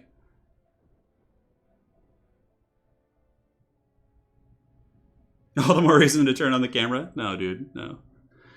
So yesterday, I ran for the first time in like forever. I went on a run, like I ran 1.5 miles, and I was like dying, dude. I was like wheezing. I was like, oh god, Anakin, I'm too weak. When was the last time? It's been a while. I wore shorts yesterday because I went on a run in public, so I wore my soccer shorts from when I used to play soccer. They barely fit. I've got quite a paunch. So Willamos and King of the Dead here, getting ready to party. After this, we have Felcon is coming next. Then we have Red Legion, Professor Pone, Gabo Slayer, Happy Puppy, Bison the Great, and Tank. And then in reserve, we have Yali Nali and Wicked D. The Legends. And it looks like we also got a couple more people in reserve. If it does go that long, I can pull from that list. Sounds good, Pythonic Method, yeah. It's definitely, I can cast well and play live, but it certainly takes away. Like, if I have to cast and play, there's things I'm going to miss. If I'm quiet, I do play better. Even though I can do it, it's like, meh. No, I never played any Games Workshop board games, really, no. This map is interesting. I don't think it's going to be very good for artillery play. Willamos, you know, we could see wagons here, actually, from Willamos. Willamos is who I played on the King of the Hill the other day. He was the first person I played. It was my Greenskins versus Empire. I feel like Grom sometimes. Yeah. Yeah, Samuel Glaze, I hear you, dude. Like, I don't... Yeah. I ran track in college and in high school, so I have like a running background, a sprinting background. I wasn't a distance runner, I was a sprinter. I ran the 100-meter dash, 200 and 400, and then also did the relays, 4x4 and 4x1. But, man, it's been a long time. 100 was my favorite race, though. Hands down, 100-meter dash, where is that? I don't like, that's, ooh, Pop-Tarts, thank you so much for the tenor. Happy not birthday, thank you, you're the first person to say that. Pop-Tarts, thank you so much for the donation of the tenor, man. Really do appreciate that. Yeah. I know. What's up, Chill Warlock? So Chill Warlock played in our King of the Hill the other day and had to play Soothsayer. It was like one of his first multiplayer experiences. Pretty great. I mean, all these King of the Hills are pretty competitive. There's a mix of new players and more seasoned tournament players, but yeah. Lancelot652, love your streams, Trend. It's a nice break from beating my head against Grimgor's Empire as Imric. Dude, a Grimgor is like the new Tyrant of campaign. Yeah. I recorded 2 episodes of Skarsnik's campaign, and man, Skarsnik's campaign is still actually really hard on Legendary difficulty. You have like non-stop public order issues, like non-stop. Because you start at -8 for Legendary, and then another -2 because of Skarsnik. Yeah. Lancelot, thank you so much, man. What's a good 100-second time? I mean, so a good 100-meter time is like, I don't know, like for a high schooler between 11 and 12 is pretty competitive. 11 and 12 seconds. For like Division 1 of college, like in the mid to high, like low to high 10s, it's kind of like fluctuates in college. If you're talking like competitive, yeah. Track and field athletes have like a notorious history of lying about their times. But I actually have proof of mine. I have a newspaper article. All right, so here we are, my friends.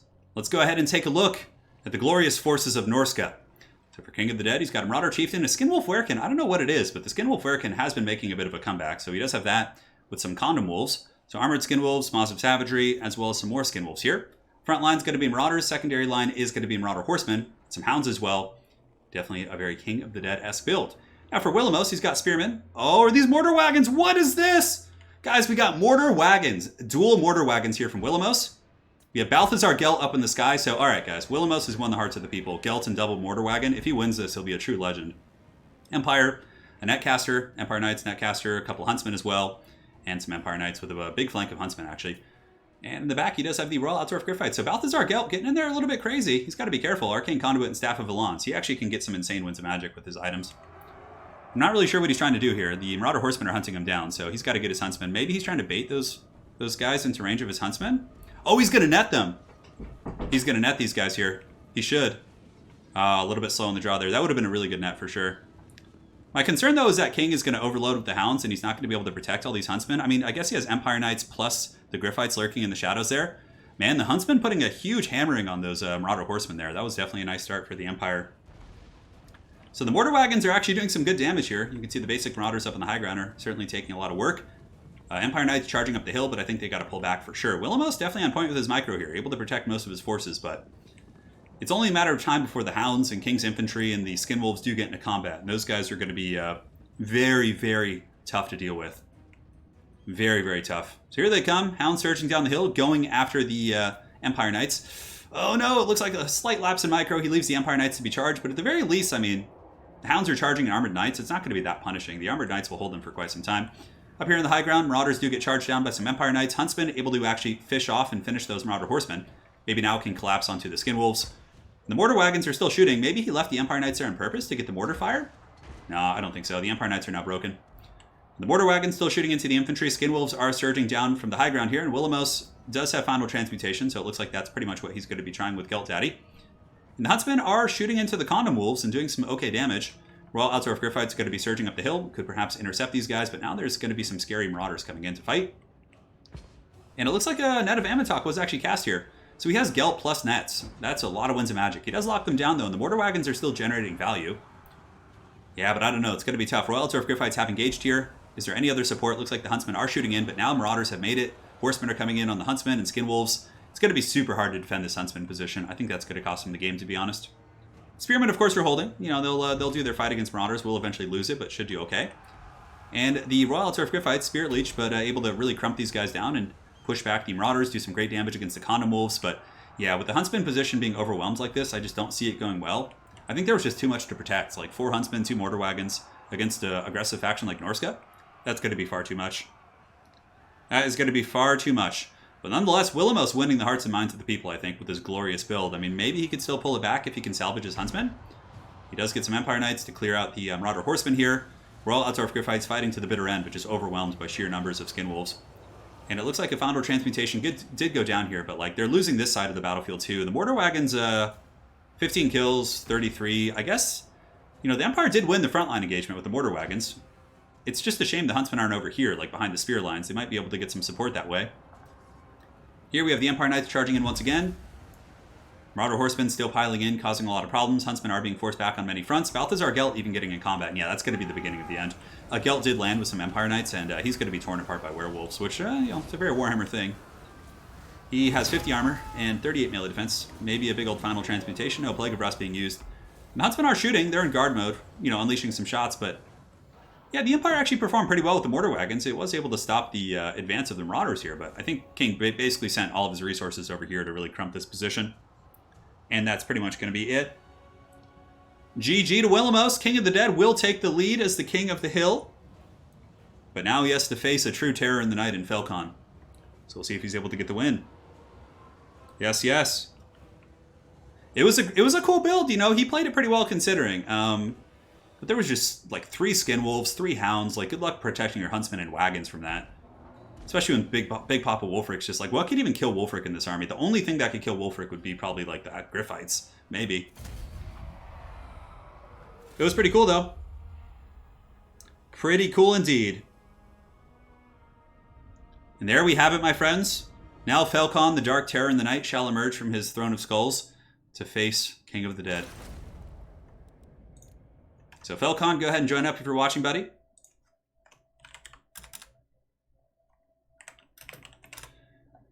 All right, so let's update this. King is going to be 3, and Felcon will be here soon. Felcon. Oh, not Felcon. That's who's coming. I was like, oh, that's Challenger spot. No, it's for King of the Dead with 3.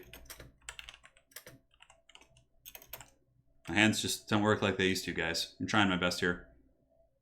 The doggo tide, I know. So Felcon's here. Let's go ahead and put him on Pillar of Bone. It's a great map.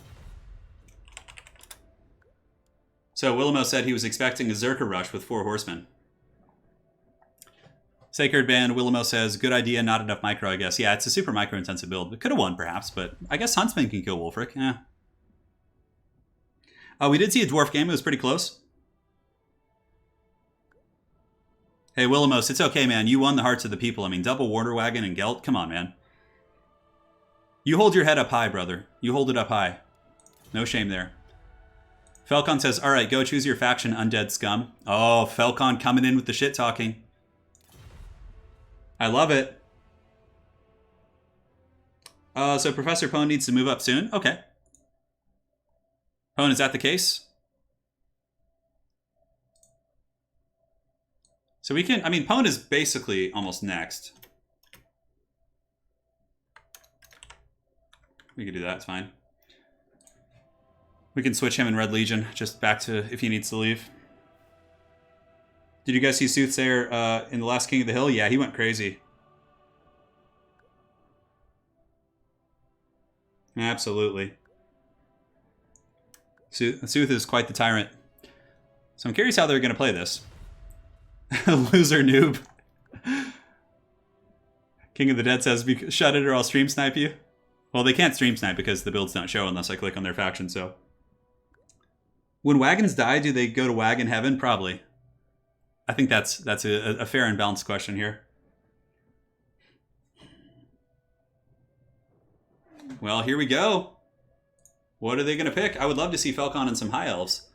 So, Tomb King's Norsca and Vampire Coast. And now we're going to see... And for the record, these guys are friends, so don't worry. It's not actual smack talking here. Soothsayer was Anakin and his opponents were the younglings. I know, that's like the most apt meme. Hold on. Hold on. I gotta... I'm gonna make something real quick.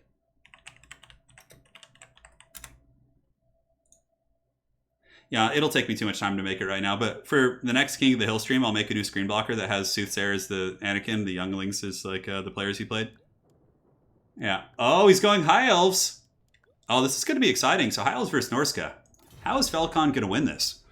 What new units will he use? So we have High Elves versus Norsca here. How's it going, Rubber Duck of War? Always a pleasure to see you, man.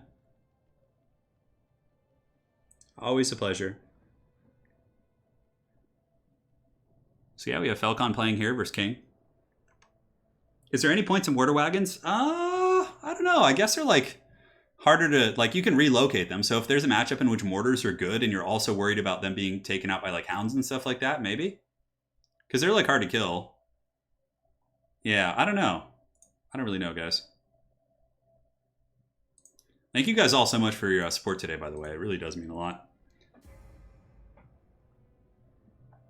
All right, so High Elves versus Norsca. I'm going to go grab some water real quick.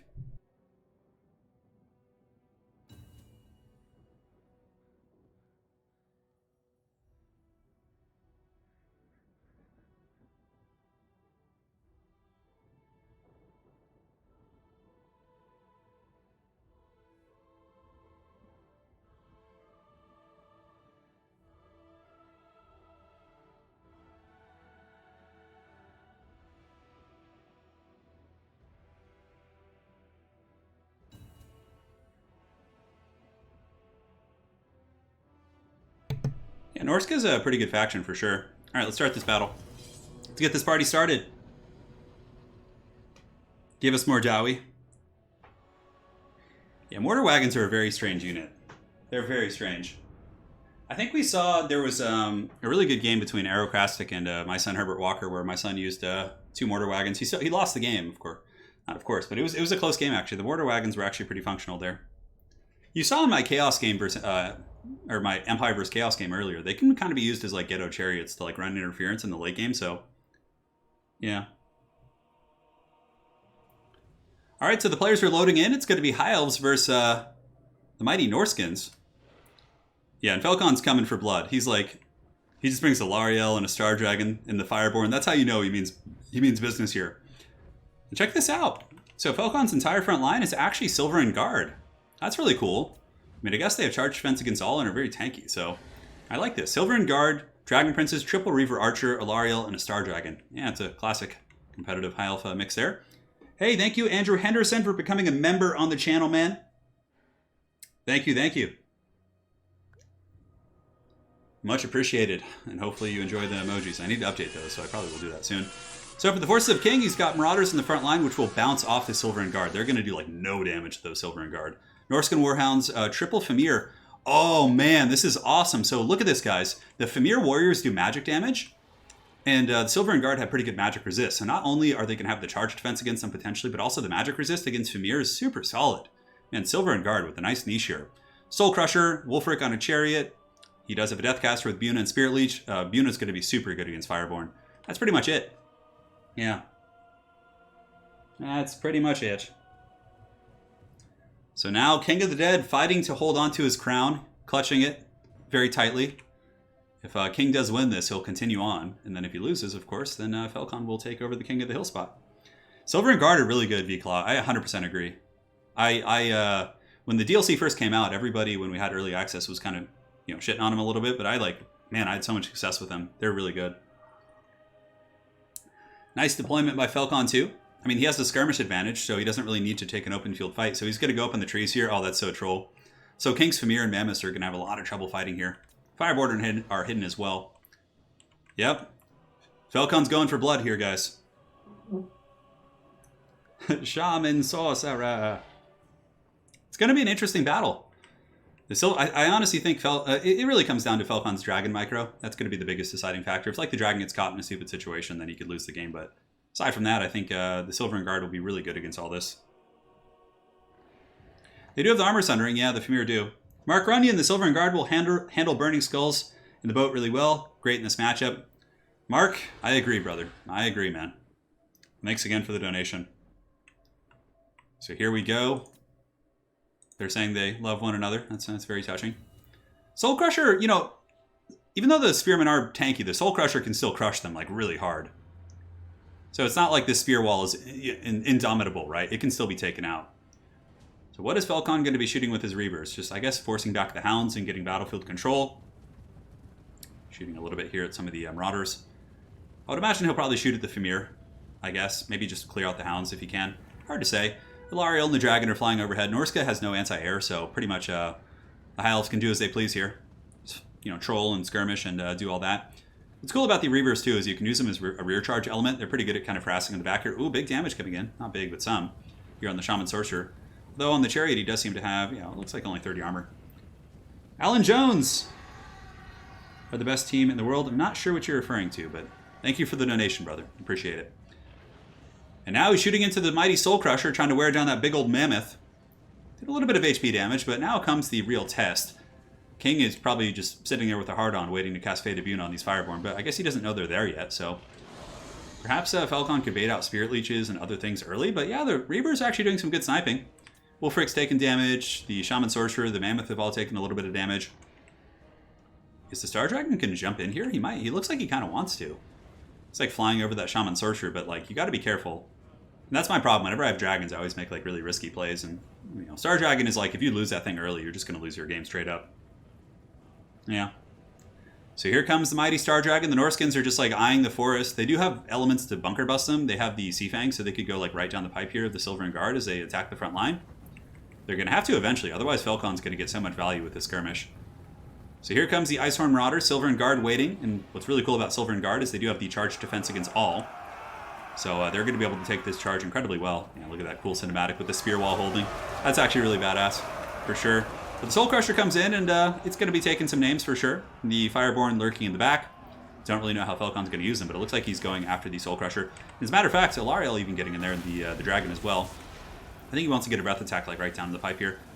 So the boat did go down, did pretty much no damage to those Silver and Guard. Big breath attack from the Star Dragon.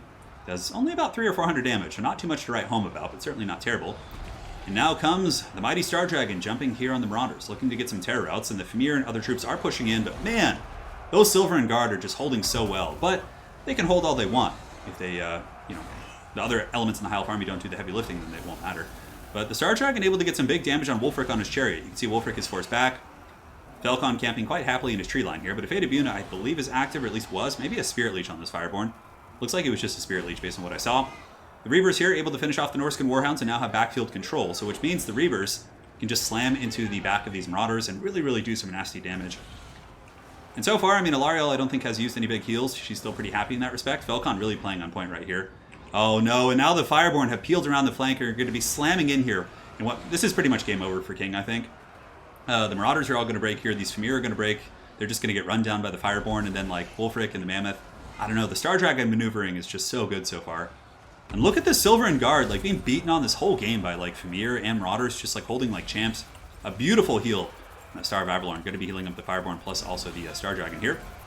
So now King is going to be pushing back in, trying to salvage this position, but the Famir warriors are broken, and that means that Falcon, like the Vulture back here, can get his Valyrian Reavers and just chase them down, make sure they don't come back. And we got the Soul Crusher and Wolfric in there. I mean, maybe if they can get some gooning here, but I really don't think so. I think Falcon's in a very commanding position right now. What are these, Reaver Archers? Yeah, Reaver Archers here able to rear charge into the back of those Marauders as well. So Star Dragon's going home, beating down good old Wolfric here.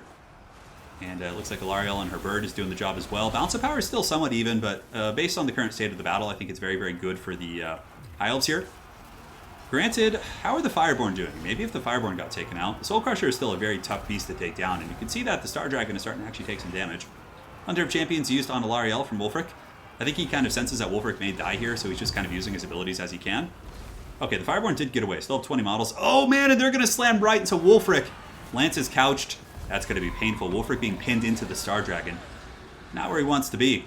High Elves with a pretty dominant engagement here. Silver and Guard, none of them have broken yet. They're all holding firm, which I think is great. High Elves really needed something like that.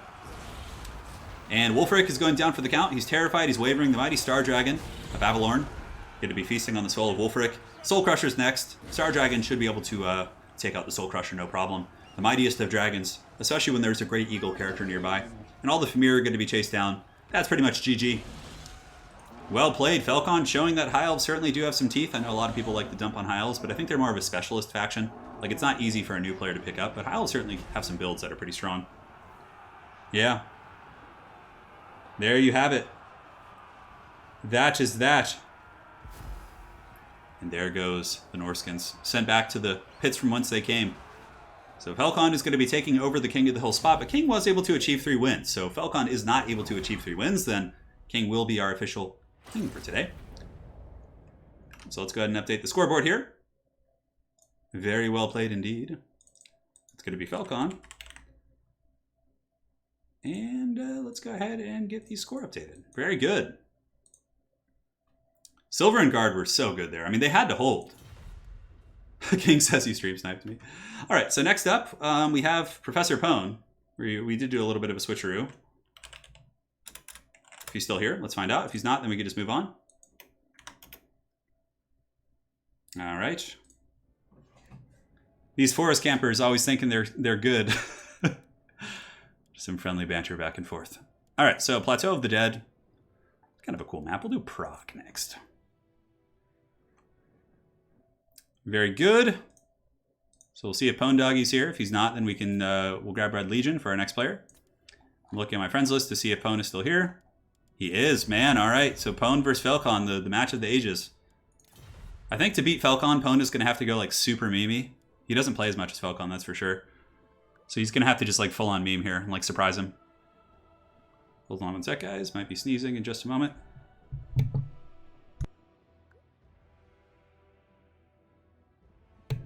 Damn, allergy season.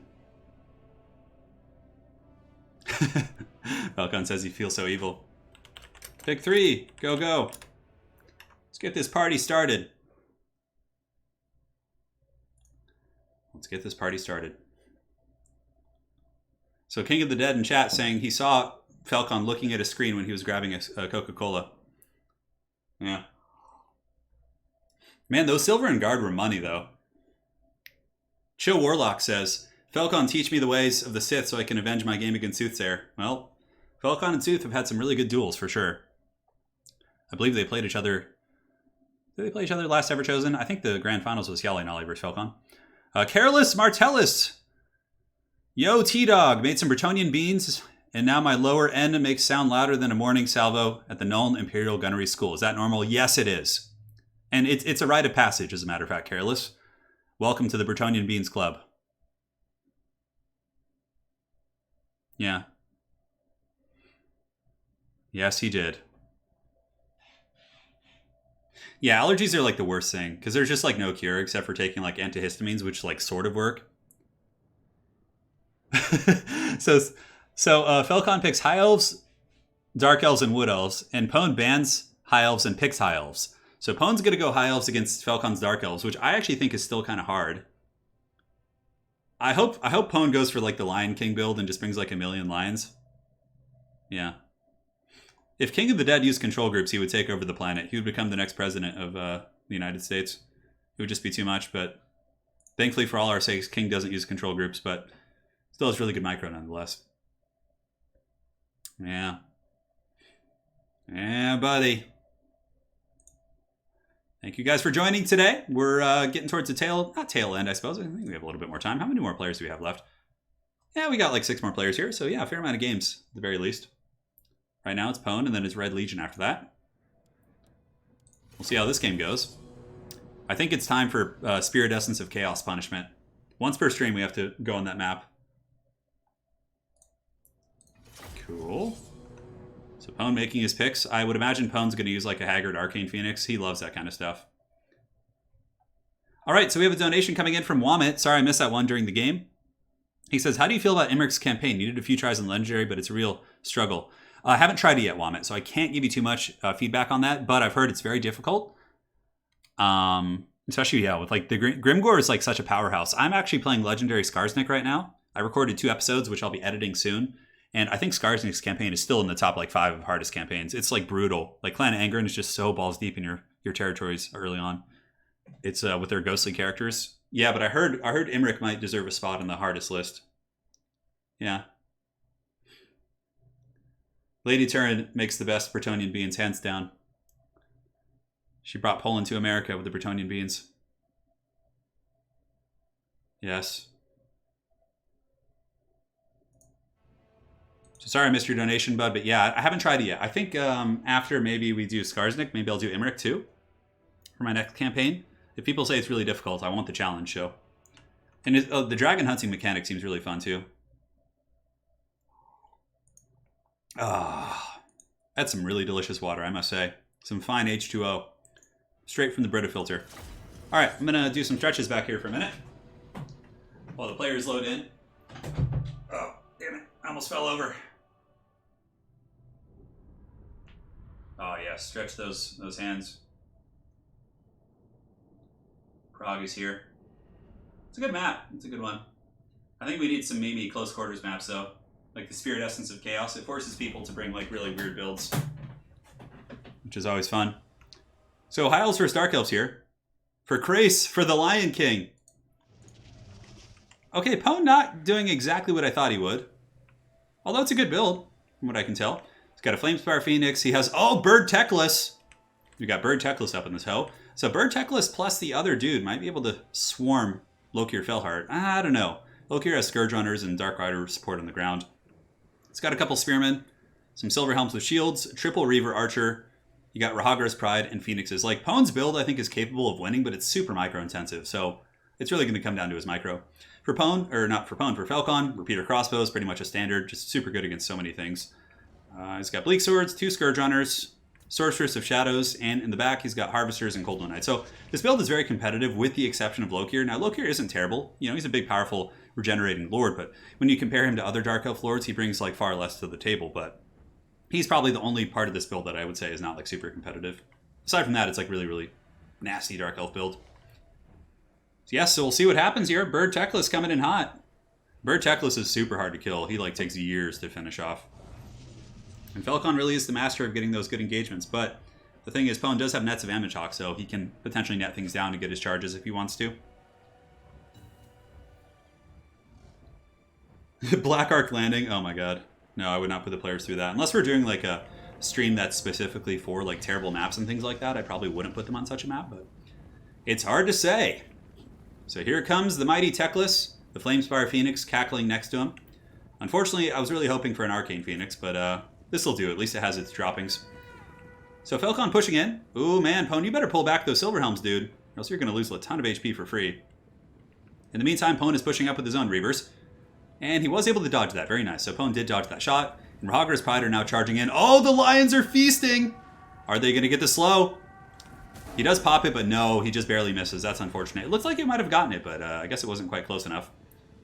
So the Rahagar's Pride need to pull back for sure, yeah. And honestly, he took no damage. Just a little bit of light skirmishing here, and it looks like there was some Witchcraft being cast here, but I think that was the Rahagar's Pride. So far, the Spearmen taking a very defensive posture. Both players just playing back and forth. The skirmish game will eventually go to the Dark Elves, though. They just have way more. 3 Repeaters, 2 Scourge Hunters will easily out-skirmish 3 Reaver Cav. So I think Pone is going to have to take an aggressive posture at some point.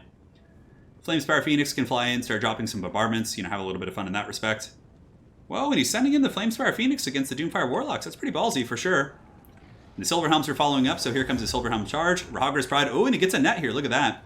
Rahagar's Pride and Bird Phoenix, as well as the Silver Helms, going to be coming around the flank here. Pone's definitely out for blood here. These Dark Riders will be 100% taken out. Lokir now is going to be jumping in. And the High Elf Spearmen, a little bit kind of hanging out in the back, but yeah, now it looks like they're going to come in. A big old breath attack from the Dragon there. Kind of misses, honestly. Just like clips the back of the formation. Repeater Crossbows here are taken out, but now Falcon does have a Concave. He's got Dark Riders here and here. Granted, it looks like these Silver Helms might be able to catch him. Hard to say. It's a bit of a wash there. Somewhat even trade, but if Rahagar's Pride goes as well, that's going to be very punishing. Bird Teclis is on the hunt here. Now going after some of the Dark Riders. And in the main fight, we do have the Reaver Cav fighting the Scourge Runner Chariots, and the Bleak Swords are defeating the basic Spearmen in combat. So this fight's going a little bit better for Falcon over here. And I think the backline fight is also going better as well. It seems like a lot of Pone's stuff is just being isolated by the Repeater Crossbows, and he's pursuing with his birds, but the birds aren't able to, really get in there and do the damage they want. Flock of Doom going down, not going to be bad. It does hit a lot of units. And the birds are going to get back up in the sky now. Silver Helm still in combat here versus the Harvesters. Rahagar's Pride trying to help out. Maybe come over here with a bird. Yeah, this is good. Try and get like a terror route on some of these Dark Elf units. The Flamespire Phoenix, if Pone wants to have a chance here, needs to get a rebirth. It needs to come back to life for there to be any chance. And it looks like it's probably just going to get broken off the map. Bird Teclis is still enfeebled by the mighty Dark Elf Sorceress, and a regrowth has gone down on the Silver Helms to keep them fighting. The bird is the word, but Lokir is coming with spear support, which means this fight is probably going to go. Breath attack coming in, wrecking the Silver Helms. Nasty stuff indeed. Now, as far as the rest of the High Elf army goes, the Reaver Cav are still skirmishing, doing a little bit of poking, but they're not really getting super efficient engagements. Now the Flamespire Phoenix being chased down by anti-large cav units, Cold One Knights, they're going to be able to wreck that thing, like no problem. Some Reavers are actually coming to help, it looks like, so Pone is sending some reinforcements here to try and salvage the situation, maybe keep the Flamespire Phoenix alive. It's a good save over there. Bird Teclis is up in the sky. He has netted down Lokir Felheart. And Bird Teclis could honestly go snipe the Sorceress. That probably wouldn't be a bad play. Dark Riders still shooting quite happily, and the Dark Elves have really won the infantry fight. Bleak Swords and Scourge Hunters. Scourge Hunters was just such good dual purpose. Such good dual purpose indeed. So here comes the Flamespire Phoenix. It looks like it's going to be doing some droppings here, trying to get some bombardments here on the Bleak Swords as they advance. We do have a couple of Reaver Cavs still skirmishing over here, but I just think it's the beginning of the end here for the Glorious High Elves. As the bird does fall, it doesn't get its regeneration, which is pretty bad. And now Teclis, though, Teclis is so hard to kill in the Arcane Phoenix. He's super tanky. If you guys haven't seen it, Teclis has some of the craziest buffs. Look at him riding that mighty beast. He's got ward save, he's got physical resist. Yeah, it's just ludicrous how tanky he is. And there you have it. Hey, you know, Pwn put up a good try, for sure, but the thing is the Scourge Runners were way more efficient than the Reavers, and that was like the big deciding factor, for sure. Some good nets on both sides. It was a good scrappy game. The Falcon is going to be advancing, and now we have the Red Legion. Well played. Red Legion. All right, so let's get Red Legion in here. GG, well played, being said by both players. What can elves do against such reckless elves? I don't know. All right, looks good. Red Legion shall be joining in just a second. And now we move on, my friends, to the next game in this King of the Hill. Currently, Falcon, I think, is at 2? 2 or 3? Yeah, he's at 2. So to beat King, he has to get 2 more. And his next 2 opponents are Red Legion and Gabo Slayer. Certainly some very good players. And then we have Happy Puppy, Bison the Great, and Tank. Tank, of course, has done very well in many of our ECLs and other tournaments. I think the Red Legion is on my friends list. Very good. And these guys are clanmates. So let's go ahead and put them on. You guys want the Spirit Essence of Chaos? Yes, I want it. I want it. This is it. Now we'll do Troll Country. We won't be that cruel. We'll save the Spirit Essence for later. Map set. Good luck, have fun. Alright, so players will do their picks and bans now. We'll get this party started. Red Legion is here. We're making pretty good progress. This is actually a very fast King of the Hill today. The games have been pretty smooth and quick. We have a donation coming in from Ozkirk during that game. Sorry I missed it. He said $10. Thanks for the stream, buddy. Always good entertainment. Thank you for joining. I'll do my best to keep you guys entertained. Tomorrow we have another stream as well. Yeah, Pwn, it's hard, man. It's hard. I don't really know how to play High Elves against Dark Elves. You can go with like static archers and play defensively because your archers can outrange, but the Scourge Runners are such a pain in the ass. Yeah. I know, I'm very excited for 9th edition of 40k. I was actually painting one of my Plague Marines tonight. Yeah, Alex Krebs, I do like that build. I think that has some teeth for sure. Because like if they're going with Dark Riders, you can outrange them with your either Sisters or Lothern Seaguard. Okay, so yeah, Falcon's explaining it to him. You ban one faction and pick. So Falcon's going Empire, Norsca, or Chaos. Thank you, Falcon, for typing and sparing my crippled hands from having to type. Do appreciate that. XMT Civil War, the Avengers theme. Yeah, I know, it's happening. Yeah, the only thing I don't like about the 9th edition of 40k is the logo. Yeah, I agree. The logo isn't as cool as the old one, but it's all right. Who cares? Andrew Henderson, Iron Within, Iron Without. All right, man. A little Iron Warriors action going on. I have a Night Lords and Emperor's Children kind of sub-army, but my main force is Death Guard for 40k. Yeah. All right. So he picks Empire and bans Norsca. So Red Legion is going Empire, and now Falcon is going to go Chaos. Empire versus Chaos is always a fun one. We did see this earlier on the stream. Make a 40k paint stream. The problem is I can only usually paint for like 30 minutes before my hand really hurts. So it would be a short stream. Yeah. Maybe I'll do a video someday. Yes. So we have Empire versus Chaos, a very fun matchup. I think we might see some wagons here. Maybe Red Legion was watching our game earlier. These guys are clanmates, so they must play together from time to time. Yeah, I love me some Thousand Suns for sure.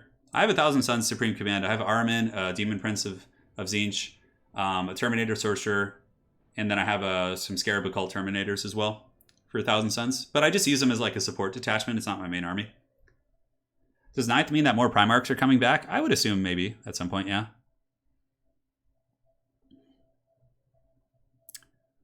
Lionel Johnson, Lehman Russ. I don't know. Yeah. I really have no idea. I haven't followed the lore too closely. Yeah, I'm not the best painter, though. Lady Turin is way better, Hannah. Way better. Maybe Lady Turin and I could do like a painting stream, or maybe do like a video of us painting. That would actually be cool, like kind of in the style that... maybe I'll do that at some point. We saw Tomb Kings today. Yeah, Tomb Kings are really good, the waffle. Yeah, I lost to them earlier. That was what actually knocked me out of the King of the Hill, was Tomb Kings. I still have yet to figure out how to beat them with Greenskins. It's always been a hard matchup, I think, for Greenskins. I got to figure it out. I got a scheme. So Falcon's ready. I actually like playing Chaos a lot. Chaos is quite a bit of fun. Bretonnia hasn't been picked yet. No, they have not been picked yet today. That's correct. Hey, what's up, Gawk Thim? I know. I have seen the Emperor's Texas Beach series. It's pretty fun. Yeah. I think the new Necron models are cool. They're kind of like War of the Worlds inspired. Little Orson Welles, I think, was the other guy. I think it's cool. I've always liked Necrons. Like, if I were to play a Xenos army myself, it'd probably be Necrons. I think Lady Turin would probably play, like, Harlequins or Dark Eldar. But I really like Necrons. I love the Terminator theme. Like, you know, just the silent, imposing doom of them. That's why I like, you know, Death Guard, because they're kind of like slow, impending doom. That slow, grindy playstyle is really, like, I like it. So, Necrons, I might start a Necron army someday. I don't know. We'll see. They're really easy to paint too. You literally just like spray prime them in silver and then just like dry brush them and like paint their detail, like their eyes and their gauze, and you can like have a completed army. Mr. Pig, the biggest question is, will they add pigs? I hope so. If they give me, oh man, Death Guard Plague Pigs would be pretty epic. All right, guys, and here we are. It's going to be Archaon, the Ever-Chosen, and Falcon coming in with the double Exalted Hero. I think, no, single and a Chaos Feral Manticore. The Exalted Heroes are actually quite good. Really good gooning characters. And yeah, it's going to be a Troll Rush. Oh my god, look at this! Falcon coming in with the front line of Marauders, a secondary line of Chaos Trolls. So he's going for the quad Chaos Troll, Marauder Horseman for mobile battlefield control. Oh my god, if Red Legion comes in with Greatswords, they are going to get crumped. Oh, and he did. Double Greatsword. Oh, the Troll Toll! Here it comes! Oh no! Archaon, Manticore. It's time. Yes. And here we go, guys. For the forces of Red Legion, we got Spearmen, Swordsmen, Sigmar Sons, 2 Greatswords, which normally aren't bad against Chaos. He's got some Silver Bullets back here. Outriders will be quite good against the Trolls, for sure. He has some answers against him. He needs some terror routes, though, for sure. Karl Franz up in the sky, Empire Knights to run interference and deal with chaff. That's pretty much it. So Falcon with the massive Troll build. Yeah. The Troll Toll, the Chaos Troll Rush. That's something, like, you see Chaos Spawn Rushes sometimes, but Chaos Troll Rushes is like a whole nother level of insanity. Especially on a map this small, because they can route off the edge of the map very easily. When I play Empire, I sometimes go with Spawn Rushes. Yeah, sometimes. I sometimes do it. What can man do versus such reckless trolls? Terror route them. Yeah, like Franz rear charges will like instantly terror route trolls probably. Chaos comes, says Falcon. He says, well, I'll have fun. I would imagine the Exalted Hero and the Manticore might try and do battle with Franz. With a little bit of support, maybe like a Flaming Sword of Ruin. Let's see what Falcon brought on Archaon, actually. Now, he's got Burning Head, Fireball, Cascading Fire Cloak. Yeah, Cascading Fire Cloak's pretty good for duels. And Falcon does, of course, have a ton of Marauder Horsemen who can deal with Outriders pretty efficiently. Because Outriders can't 360 shoot. And the Empire Knights may surge forward, but then they're just going to get kind of kited back, so it's a little bit of a tricky situation. And the mighty Troll Rush is here. The Chaos Trolls making their way downtown. Looking to do glorious battle with the Great Swords. There are some guns in the back as well. Silver Bullets will be a very useful tool, but it looks like the Trolls are actually maybe doing a flank overload, so like moving away here. And Falcon is able to use his Manticore characters to come in and pick off a couple Empire Knights. We're actually shaken. Some of the Marauder Horsemen are moving up as well. So far the Outriders are out of position in my opinion. They're going to probably want to be back here so they can get steady focus fire on the Chaos Trolls. Some of the Trolls are getting pounded pretty good. It looks like a Burning Head's going to be going down for Archaon, probably overcasted. Oh yeah, nice one. Man, that roasts those Greatswords. That sucks for the Empire. Like half health, and it might even go into these Sigmar Sons here. Man, that Burning Head was so good. Oh my god, I got both of them. Now the Chaos Trolls have gotten into combat. They're healing. Pretty low in leadership. Franz can certainly break them, but Falcon opting not to go right up the center. He just like pulls everything around this flank, and I think he might be able to overwhelm this position. And the problem is His Red Legion's fighting so close to the edge of the map here that if anything gets terror routed, it's like gone. It's gone for the count. Karl Franz, though, not having any of this. Empire Knights and Franzi himself going to be pushing in, and Franz gets a huge blow on that Exalted Hero. This is good. This is where the Empire potentially scraps its way back here. But Franz is coming in. Not Franz, but Archaon. Cascading Fire Cloak, and he gets a nice rear charge on Franz. Slayer of Kings and Foeseeker pops on Archaon as well, so he's going to be very, very angry right now. And the Troll Toll is doing well. You can see the Empire front line buckling in many places. Great Swords and Spearmen are falling. Now the Trolls are going to be rushing into the back line. Here they come. Troll City. Archaon is actually getting whoops on. Franz, is, despite being 3v1 here, is still actually beating Archaon in this duel, which is very surprising. Yeah, Franz is just such a beast. He probably has Galmaraz, yeah. Regrowth has popped, Galmaraz, Reichland, Runefang. But Chaos comes, and Chaos really pushes heavily into the back of the map now. Balance Empire is pretty darn even, though, but Empire Knights here are broken. If Archaon can beat Franz in this duel, but man, you know what? Red Legion might take this. If he can break these two Manticore characters off the back of the map and keep Franz from running off the back of the map, oh, that's so painful. And that's the risk you get of fighting this close to the back of the map. And Franz is like trying to break off the edge. There's a chance he might rally. I don't think so. Yeah. That sucks so bad. Oh, my soul. And you can see the bounce of power go so far. Oh, no. Oh, the humanity. The humanity. And the Troll Toll beatdown squad, without Sigmar's Heir just leading it here, is just going to just crush everything the Empire has to offer. I still think Falcon had the game won, but that really hurts. That's what we like to call in the industry a good old wiener punch. Those Chaos Marauders cleaning up shop now. Oof. Oof. Man.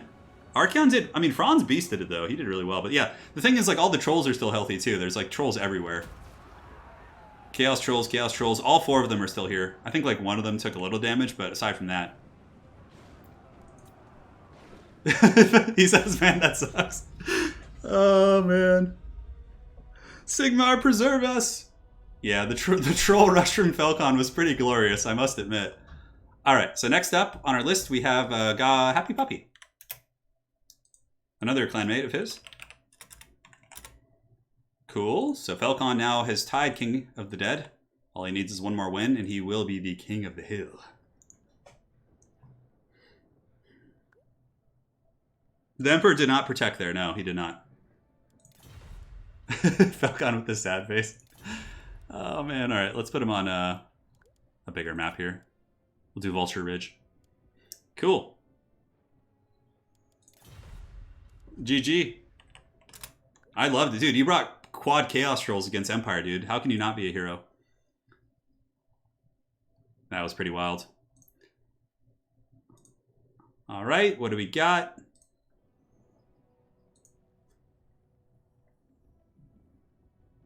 Oh yeah, the Troll Toll has been paid. It looks like Falcon is in a memeing mood. I wonder what schemes he'll have for us next. A Chaos Troll rush with Archaon, that's pretty metal. Now against Empire, I actually do like these Marauders with Chaos Spawn instead. Because they don't break and they more or less have like the same damage output. Less AP though, but it is what it is. Archaon I do like against Empire. I think Burning Head is a nice kit, and he's also pretty good at kicking out their characters. Yeah, I actually like Archaon against Empire. The younglings are getting it again. They are. Younglings are being hunted. Let's see if I have Happy Puppy on my friends list. I don't know if I do. I literally have to like cycle my friends list every couple days just to like get everyone on. Do it, Anakin. All right, let's see. Let's make sure they're still here. I don't know if I do. The Happy Puppy hasn't had trouble seeing my lobbies before, so. Just started playing. Okay, so it looks like they just fired up the game. You're up. Cool. Here we go. Gabo goes before Happy Puppy. Oh, does he? Oh, okay, they're just doing that. Oh, they're all in chat together. Okay, that's fine. No problem. Sure, not a problem. Yeah, so Gabo Slayer said Happy Puppy asked if he could play before her, so no problem. So Vulture Ridge is map. Let's do it. Map set. So it's Gabo Slayer versus Falcon. Let's get this party started. We have a big donation, so let me minimize here. Hot damn. Richard Wirtz with the steel chair once again. Richard, I'm only here briefly for the donation. Take care, everyone. May Grom be with you. My paunch is with you, man. And thank you so much for that fat one. Holy shit. I'm going to go retire on an island somewhere. Just going to buy an island. I wonder how much it would actually cost to buy like a desolate island. I mean, the real issue with owning an island would be getting supplies out there, like the infrastructure of it and logistics. And now we're buying an island. Richard, thank you so much for the 150, man. As always, dude. Thank you, dude. Is there a scenario when one would bring Sigvald? Not unless you're kind of joking around.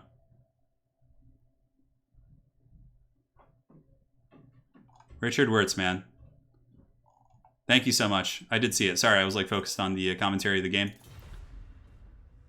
High Elves, Beastmen, and Dark Elves. We could do an FFA at the end of the stream, sure. Yeah. You know how much the hand surgery was, though? That the one that... So I'm getting multiple opinions. So here's the MO on it. I guess we could kind of talk to you guys about it a little bit. So basically, I was going to one hand surgeon who... Basically, he just wants to give me steroid shots and like over and over and, do physical therapy. But the problem is I went to 6 weeks of physical therapy. And every time I went to physical therapy, my wrist would get so inflamed that I just like couldn't even do anything the rest of the day. So it just wasn't working. So clearly there's a structural issue in my hand that's probably associated with my flexor tendon. So then I went to another doctor in downtown LA who I liked quite a bit. And after examinations... I went to their physical therapy also, and the same problem happened. They kind of speculated that I could have some sort of a problem with my flexor tendon, and I need a sheath release. So that's currently where I'm at. I have an appointment next week with another one, and then I have one more in Northern California. So I'm getting 4 opinions from like 4 specialists, and I'm going to make my decision from there. But yeah. A small island in Helsinki is approximately 800,000 euros. Oh, man. My lovely wife is here. Anna, I was just saying that you're way better at painting minis, and some folks were saying they want a painting video on the channel of us doing that. Yeah. You know what I think is a really fun video format? Like I've seen it, I think it was Squidmar Miniatures or one of those like mini painting channels or Goobertown Hobbies where they get like 3 or 4 friends together and like you have an hour to paint a mini and like everyone sits there and then you show the final product at the end. I think if we got like me, Lady Turin, Italian Spartacus, and like one of our other pals to do that, like we all paint like the same model, it'd be really cool. I do a lot of massage on my hand, but icing actually makes it worse for me for some reason. Like it kind of like, I don't know, yeah. So that is what it is, guys. It is what it is. Yeah, Falcon is like the Total War version of Happy for sure. That's like a really good comparison. If you guys don't know who Happy is, he's a professional Russian Warcraft 3 player who's just like super dominant in Europe.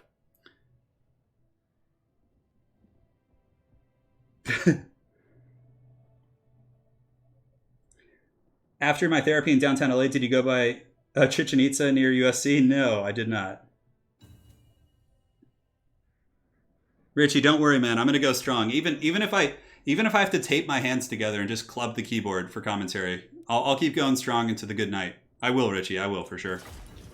Thank you so much, dude. I've tried a lot of stuff like osteopathy, massage therapy, acupuncture. I've tried all that stuff. None of it works.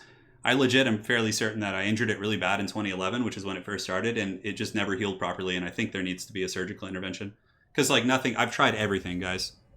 Everything short of stem cell therapy, which is quite expensive, so I'm a little bit hesitant. Yeah, I've tried all the like supplements, like turmeric, and like I've tried everything in that respect. The only thing that gives me some relief in my hands is a topical gel called diclofenac that you can now get over the counter here in the States. That's like the only thing that helps me.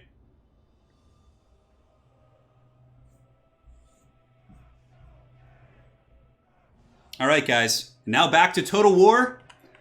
We got Falcon facing off against the mighty Gabo Slayer. So for Gabo Slayer, yeah, this is a pretty traditional competitive build here. He's got Lord Mazdamundi with nets, double Bastillodon to counter the skirmishing because the solar engines can basically outrange the repeater crossbows. Skin cohorts, Coldon Riders, nets. It's like an anti-skirmishing build. Like if the Dark Elves have repeaters and Scourge Runners, your Bastillodons can outrange them. You can net them down. You have a ton of chameleons just to be annoying. It's a solid build.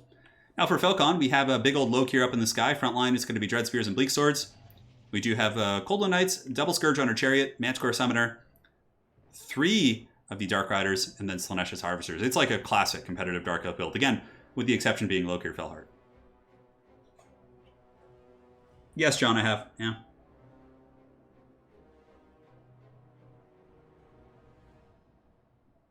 Yes, we have. Yeah, you can use Skaven Brew on other units. It's okay. Skaven don't really like have a lot of like terribly strong melee units, but I suppose if you're playing against like dwarves, you could use Skaven Brew on like Death Runners to make them super scary. But yeah, Skaven Brew is like okay. Most Skaven players just use chaff like Skaven Slaves and then like win with their other elements like their Grey Seers and the Plague Furnaces and Doom Wheels and stuff. I haven't played Skaven in a while. Yeah. I have not played Skaven in quite some time. Probably should get back to that on some of these King of the Hills. Alright guys, the battle is about to be underway. The only thing I suppose that is quite nice for the Dark Elves is the fact that the map is kind of like sloped like this. It's not great for like direct line of sight. So Falcon can certainly work the hill, but I think if the Lizards just sit back against like right back here, they could just like, you know, happily get those solar engine shots. Well, yeah, this like Dino build is more than capable of beating the Dark Elf build. It's really just going to come down to execution. That's all it is. Both builds, I think, have a very solid chance. Yes. You guys want Sigvald? Oh, man. Alright, so the battle is underway. Looks like some of the Harvesters shall be moving in. Oh, man. Red Legion's, or not Red Legion, but the Gobbo Slayer's got to pull back here. Well, he's getting a little bit of kite, which is good. You know, the Skinks can certainly kite these type of units, and the Bastillodons need to start shooting their lasers. They're obstructed at the moment, so this is actually like a really good scenario for Falcon, because he's able to get the engagements and get things like messy real quick.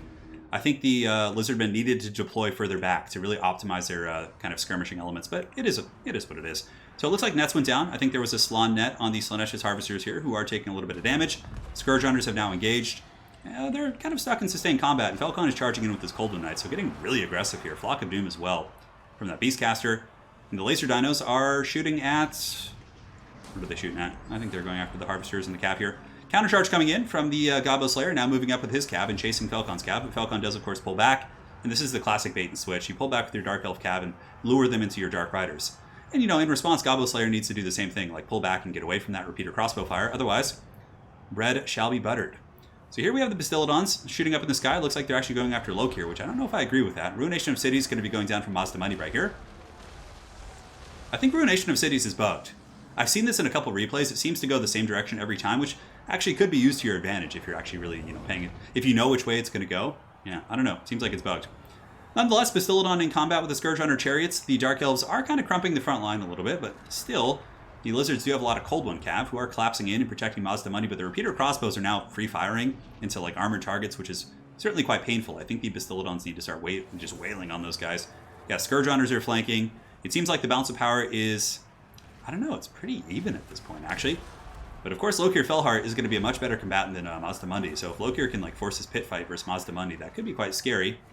Scourge Hunters kind of running free in the back. I think some of the Cold One Cav need to try and like pin them down or corner them or something, because those things are just causing a lot of problems. And Falcon's actually using his Dark Riders in melee to chase down some of the Skinks.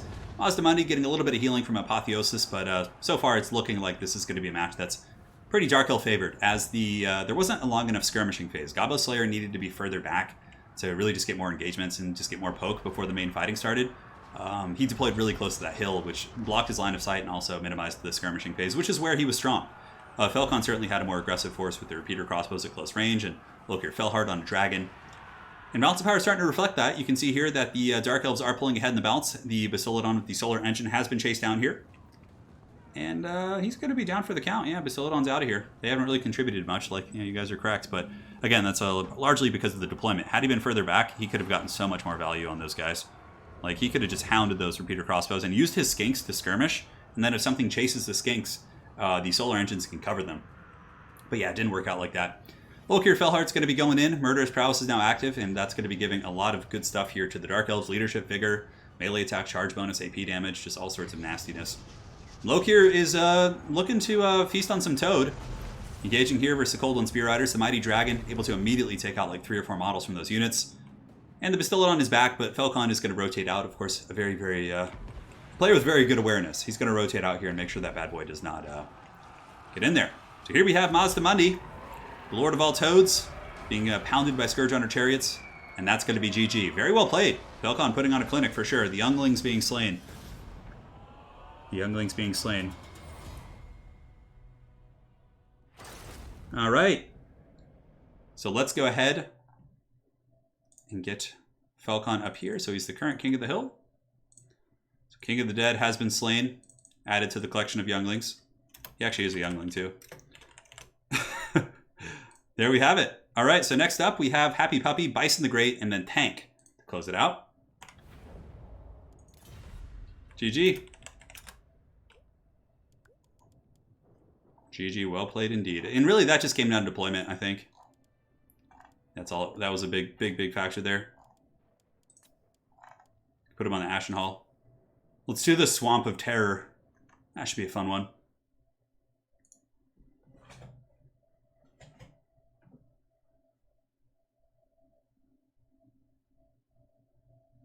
All right, guys, and here we go. Discord link? Yeah, we'll get a Discord link for you guys in a minute. If any of the mods in chat could drop that, that'd be very helpful. All right, so we have Velkon vs. Happy Puppy. We are on the Swamp of Terror, so nice and spooky Grom the Paunch quest battle map. Mazda Mundy's portrait looks like he's just laughing at a bad joke he made. Yeah, it kind of does. He's got like his mouth slightly agape. Yeah, it's a fair assessment. So he's going High Elves, Wood Elves, and Lizardmen for Velkon. I'd like to see some more High Elf action, actually. Richard Wertzman, thank you so much again. That's very generous of you, bud. So he's banning Lizardmen going Bretonnia. Or she is. So banning his Lizardmen going Bretonnia. So it's going to be Bretonnia versus High Elves or Wood Elves. And honestly, Bretonnia has good matchups for both of them. Velkon's going to go High Elves here. All right, this should be good. So High Elves versus Bretonnia. So some people wanted to see Bretonnia, and here you go. Velkon is heating up for the Everchosen. Yeah, this is certainly good practice for him, you know. And his last opponent is going to be Tank for today, potentially, if he's able to beat his next foe on the list, Bison the Great. And Tank, of course, will then play people on the reserves list until he loses. So it could be a long King of the Hill. Granted, we're not that deep in. We're only 2 hours, so this is actually going really quick by King of the Hill standards. All right, so I'm just going to check. So Hyale Nale, Wicked D. And we have Ice Power as well, Total War. Just making sure I didn't miss anyone on the reserve list here. All right, perfect. Yeah, looks good to me. Cool. So banning Lizardmen going Bretonnia. For the lady indeed. Is there anywhere to see the Everchosen schedule? Yeah, it's on Total War's official's Twitter. You can see they put out a banner, or not a banner, but a poster. It's going to be Saturday and Sunday at 9 a.m. Pacific Standard Time on Total War Official. It's on their Twitch channel as well as their YouTube channel. So it's not going to be on my platforms. Yeah, Soothsayer has been on a tear as well. Roseanne, because I'm going to be casting the event. It would be like if I were to play as a player in Everchosen, I would want to practice a lot. Like, because I only play a couple games a day. So I would need to start practicing more, and then I wouldn't be able to cast it. So I would love to play in it. It'd be fun, but yeah. Richie, don't worry about it, man. Don't you worry, man. Seriously, thank you so much. I hear the dogs going ham back there. So Bretonnia, you want to use field trebuchets here, actually. 2 field trebuchets, front line of just chaff. Fey Enchantress, double Paladin is super strong with Archers, Knights of the Realm, and Questing Knights. I actually feel very confident in this matchup as Bretonnia against High Elves. Samuel Christensen. Bretonnia are probably one of the weaker factions in the game. They have a couple good matchups, but yeah, they're certainly on the bottom end of the spectrum when it comes to competitive play. You don't see them picked terribly often. Rosen, I can take wins off them, but certainly not consistently beat them. Yeah.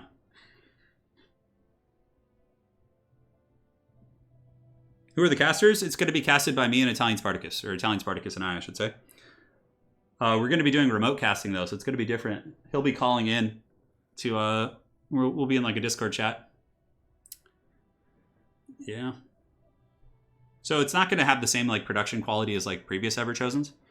But it'll still be great. It's gonna be very similar to my Paunch tournament I had a couple weeks ago, but of course with the Everchosen prize money on the line. So I think there's like 800 to 1,000. There's a big prize pool for this Ever-Chosen. Yeah, we have some serious players. Serious players. Top Vampire Coast multiplayer unit, Son of Khan. It's too much of a situational question.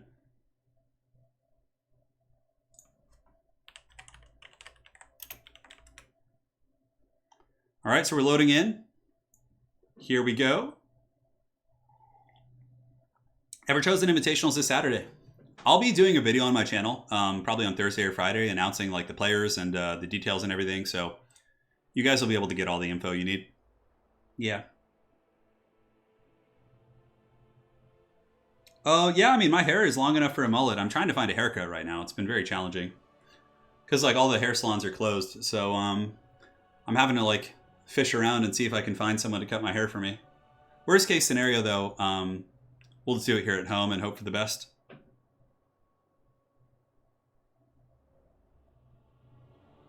Mr. Pig, we are kind of returning to the first Ever-Chosen, yeah.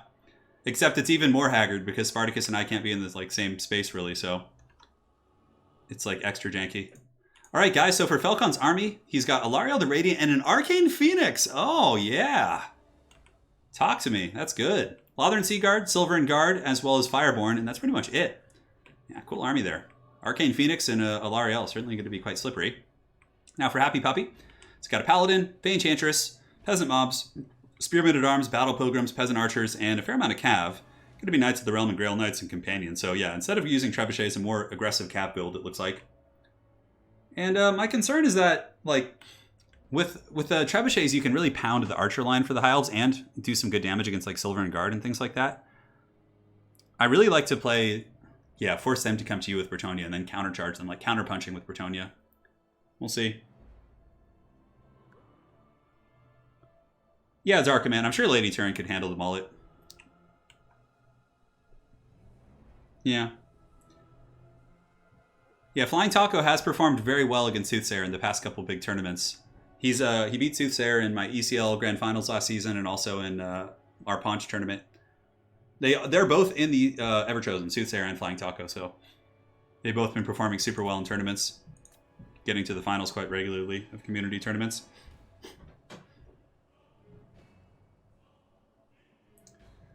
Yeah, the voice chat delay on Discord, Yabik, isn't too bad, actually. Like, if you're in the chat room together. One sec, guys.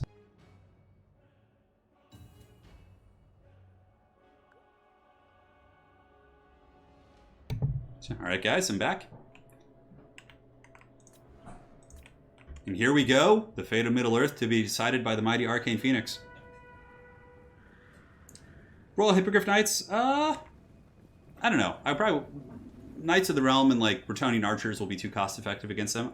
It still can work, though. Like, if you have regrowth and really support them with the Fey Enchantress, I suppose. No, I got it backwards. I meant against the Fireborn and some of the High Elf Archers. Man, my brain. All it takes is one distraction. So the Arcane Phoenix flying overhead, quite majestic and proud. Here we do have Alariel the Radiant. I'm really excited to see an Ember Storm ability. This is actually kind of a tricky map to see everything on, although I suppose we can see everything just fine. And here we go, Arcane Phoenix. Perhaps going to be looking to do a big old juicy vortex in the Battle Pilgrims. Maybe some of the Peasant Archers could be candidates. Lothern Seaguard will outtrade the Peasant Archers. I think there's 3 Peasants versus like 3 or 4 Lothern Seaguard, so the Seaguard will have a massive advantage in that trade. Battle Pilgrims will be able to put some hurt on Silverin Guard. It's going to be a grindy fight, but they certainly can. For Happy Puppy, it's really going to come down to the Cav micro. Like, the Cav play needs to be really solid, or else it's just going to be a wash. Because this, like, Bretonnian foot army, it'll last a long time with the Grail piece here supporting, but I think she also has Fey Enchantress, which is a good choice. Fey Enchantress will be able to drain and also cast regrowths, and it looks like Pup is going for a huge flank overload, so going to be taking all the Cav around. Now, there's a couple advantages to that, in that it's overwhelming, right? But it also lets your opponent know that, you know, that's where the pressure is coming from. I just need to prepare for this, and we're okay. Arcane Phoenix is going to be coming in now that Falcon knows the Knights are out of position, and the Arcane Phoenix can just come in and start dive bombing. Oh, he's going to do it. He's going in. Here comes the Arcane Phoenix, and that's some good damage right there. Battle Pilgrims and Peasant Bowmen take a little bit of work. I'm sure Falcon is very happy to have accomplished that. Not bad at all. Lothern Seaguard are taking apart the Archers. Peasant Mobs have been sent in. Battle Pilgrims as well. Now the Bretonnian Cav really need to get busy. Some of them actually charge into Silver and Guard, which I think is a big mistake. But I guess it's maybe just a distraction. We'll see. Fireborn going to be slamming into the front lines, going after the exposed peasant mobs who have been beating on these Silver and Guard with their rakes and shovels for quite some time. Faint Chantress needs to get engaged as well and start using some of her witchcraft.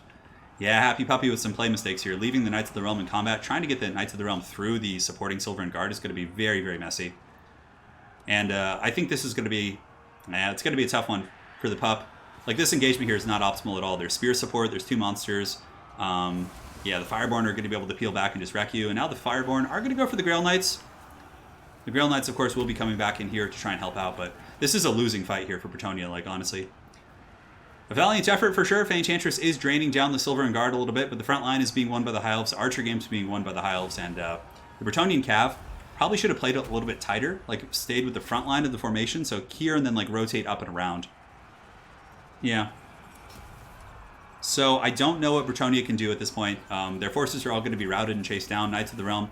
It just was certainly winnable for Bretonnia. I think their build could have won this, but the engagement with the Cav is just such a sacrifice. I mean, Grail Knights, Companions, like that's a lot of money to lose. And there's some Knights of the Realm left, but for the most part, it's really just going to be the Bretonnian chaff being cleaned up at this point.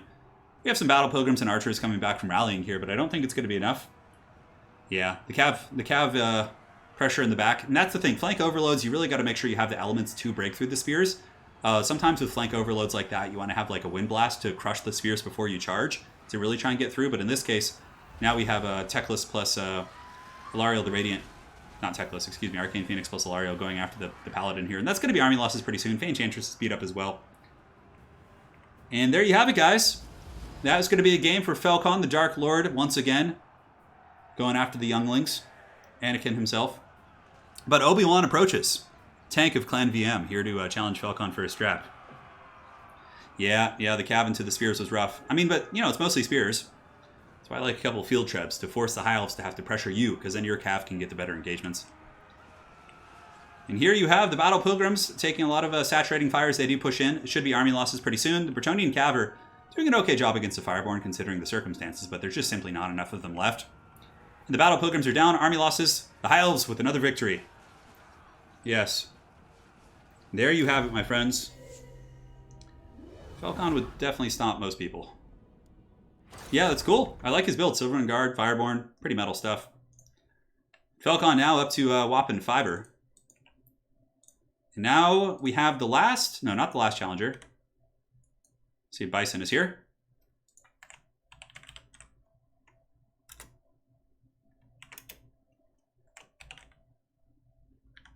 Oh, Bilson. I've been saying Bison the whole time.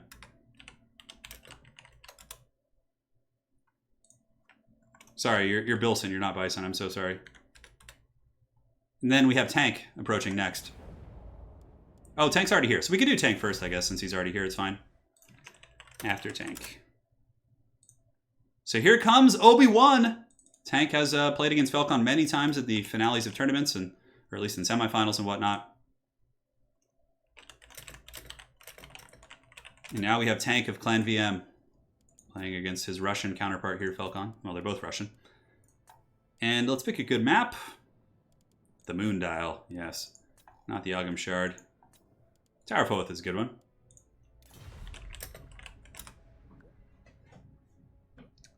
Battle Pilgrims, yeah, I think you can just go with Chaff there against them, and like Faint Enchantress can do it.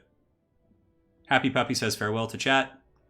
A valiant attempt. Bretonnia is certainly a very tough faction to play, especially if you're playing against a player like Falcon. It's not going to give you those easy engagements. Hey, Pup, no worries. Well played.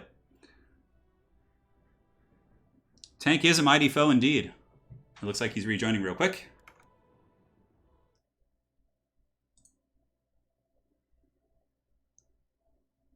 All right.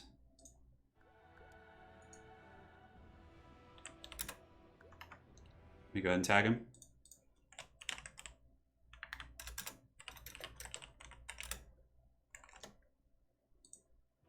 Oh, okay, Steam. It was a Steam crash.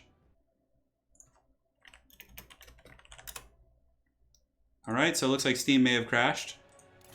I think I should be able to remake the lobby, though. So this will take like 2 minutes, guys. So just bear with us. It's Steam. Stand by. This map lacks the high ground. I know. It does. Alright, so this will only take a couple minutes. Usually when Steam does this, it's just like, just take a quick second. Silver and Guard are very effective, but they can be dealt with. They're not like OP by any stretch. Nothing on the Heil Froster is that super OP, I guess. I mean, maybe Alariel could be considered OP for sure. But aside from that, yeah, so bear with us, guys. The Tuesday Steam crash, I know. But it's just a couple minutes. It's just a couple minutes. And if you guys are enjoying the stream, take a moment to drop a like. It does help me out. If you're not subscribed to the channel, what are you doing, man? Get here. Come join the fun. All right, let's go ahead and check if it's back. All right, we're good. So it should be here. Cool. Failed to host game. I can see lobbies coming back up right now. Should let us host it here. Come on, give it to us. Give it to us. We wants it. Cool. All right, so we got the lobby back. We'll go to Tower of Hoth. So Falcon and Tank, you guys can rejoin. Should be reappearing here. And let me find the Tower of Hoth. So I believe I have Tank and Falcon. Yeah, I can see people starting to reboot up Steam here.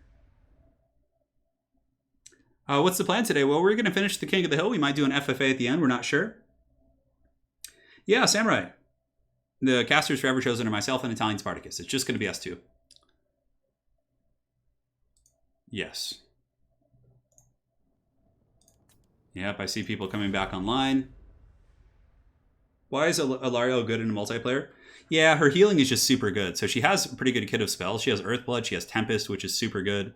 And her item, the Star of Avalorn, the healing you get from that is insane. It's like a free regrowth that's AoE. So, and High Elves like to use a lot of elite troops like Fireborn and Dragon. So basically having that heal just makes her so damn powerful. Yeah, and healing is like already one of the strongest mechanics in the entire game. So, you know, unlimited time. Cool. The mighty Star of Avalorn, gracing the land with its magical presence.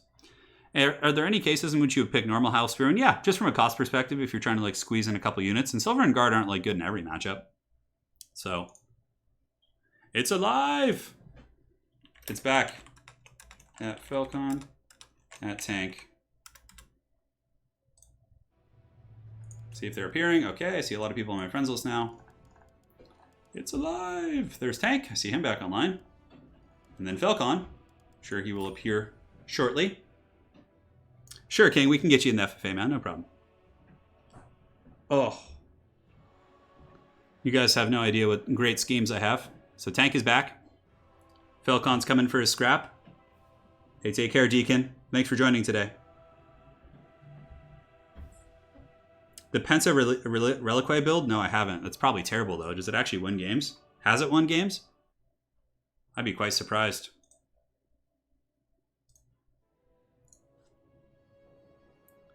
So Tank is a Vampire Count main. That's his favorite faction. He's really good at Vampire Counts. Like, if you guys want to see how to play counts, just like go back and look at his tournament games on my channel.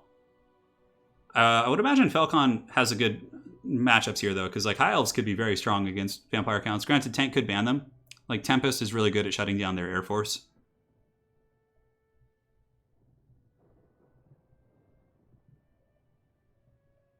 I'm going to do a mass Crypt Ghoul rush in our FFA at the end. How's it going, Morgan Grat? Hope you're doing well, man. Morgan, you gotta get in here and play in some of these King of the Hills, man.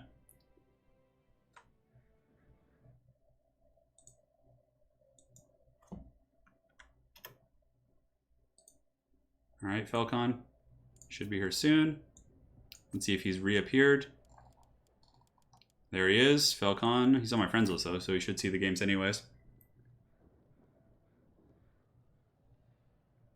Yeah, Morgan Graff. Falcon's playing in the King of the Hill right now. He's actually won like 4 or 5 in a row, or 6. I've lost track. Hit 1 versus Vampire Coast. I stole him from you. Well, to be honest, I had him first. He's been here for a while, so. Who's Delta? Oh, I don't know. Great. Like, the thing is like, even though I'm in spec mode, I don't know who Delta is. Delta could please leave. Because, like, even though I'm the host, I can't, like, get rid of the spec slots. Yeah. We may have to remake it, and I'll just have to, like, get a better password. Oh, come on. It's like, yeah, you can't, like, why can I not, like, kick this person since I'm, like, the host? Delta, don't troll us, please. Etiquette, I'm too weak. Like, it forces you to have 2 spec slots, which is strange. We may need to remake. I'll send password.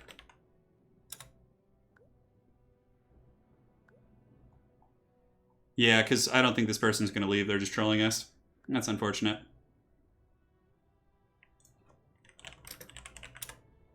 All right, so I'm going to remake. Get a screen blocker up. There's always got to be someone trolling, you know? And then I'll make the password. Let me make sure it's good here. Is it blocked? Yes, it is. Okay.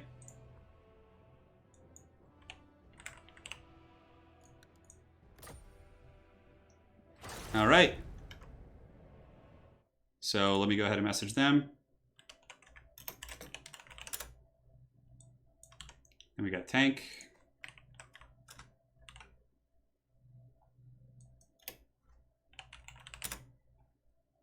Cool. So I sent them the password here. Well, at least Kevin responded to us. That's why Kevin was a legend. But, like, you never know. Because I've had people join as spectators, and then they will say, like, come on, and, like, they'll change their name to, like, something, like, racist or offensive, and then they'll leave in the middle of the game, and it says, like, so-and-so has left the game, and it's just like, oh my god, why? All right, so Tower of Oath is the map. All good. No, that's not Kevin. Kevin would have said something to us. All right, perfect. So now we're set. So Falcon picks High Elves, Lizardmen, and Dark Elves. So you can see Falcon's going to, like, his competitive picks here. So Tank will ban Lizardmen and take Chaos. So he has Chaos versus either High Elves or I think Dark Elves was the other one. And Falcon will probably go Dark Elves here. Or High Elves maybe? I don't know. We'll see. The upper echelon, yeah, there were some really good games. Here's some really good games. Safety Skarsnik to the rescue. Yes, indeed. So it's going to be Chaos versus Dark Elves. Interesting. I'm surprised Tank picked Chaos. He likes Chaos, Norsca, and Vampire counts, at least from what I've seen. And Chaos certainly can beat Dark Elves. We've seen it in a couple big events, and it's certainly not a terrible matchup.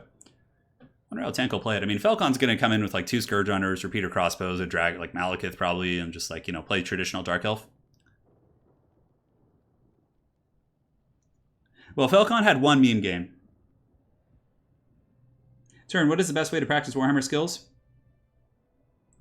Honestly, just getting the repetitions, dude. Like, getting into, like, these Discord communities and just finding players of equal or greater skill and practicing against them. And obviously watching these events and taking note of the builds and seeing how they micro their units and how they position things. Like, just getting the reps, man.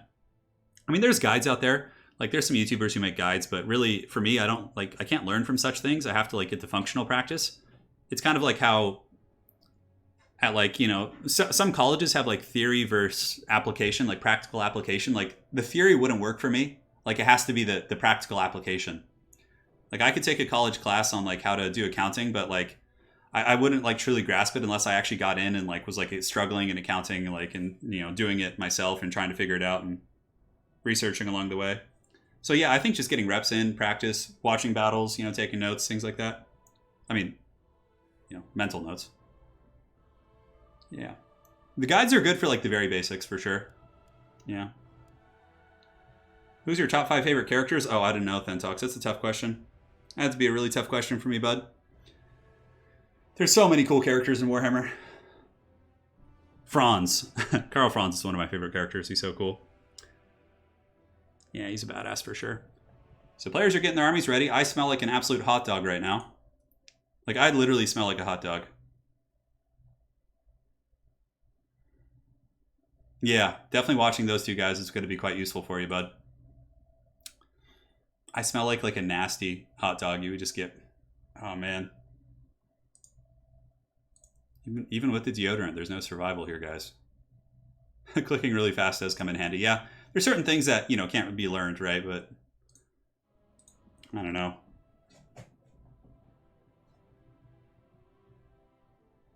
Yeah, stutter. I guess the accounting example wasn't the best kind of descriptor. It's more so like I'm trying to think of something. Like that's kind of the classical thing between a couple college systems in California and the United States, like application versus theory.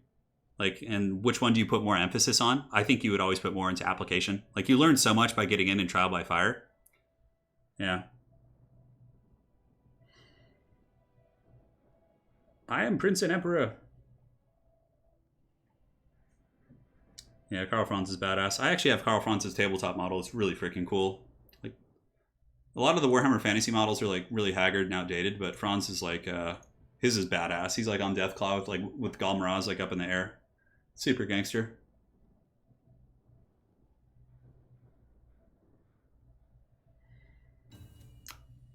You know, I always wondered how many hot dogs I could actually eat if it really came down to it. I think if I just like went on a long run, like a hard long run, and like did a workout and then came back, I think I could put down a fair amount of hot dogs, like with the bun also. Maybe like between 5 and 7. I think like once you got past like number 4, I think you'd really be suffering though. You guys want to see a Total War content creator hot dog eating competition? Next time we get us all in one place. People would just not be down for that. I doubt I could get any of the other creators to do that. But that would be quite legendary for sure.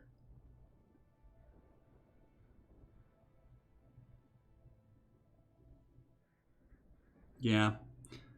I wonder who would win in a hot dog eating competition between all the content creators. Like in the Total War community. I don't think... I don't know if I would win.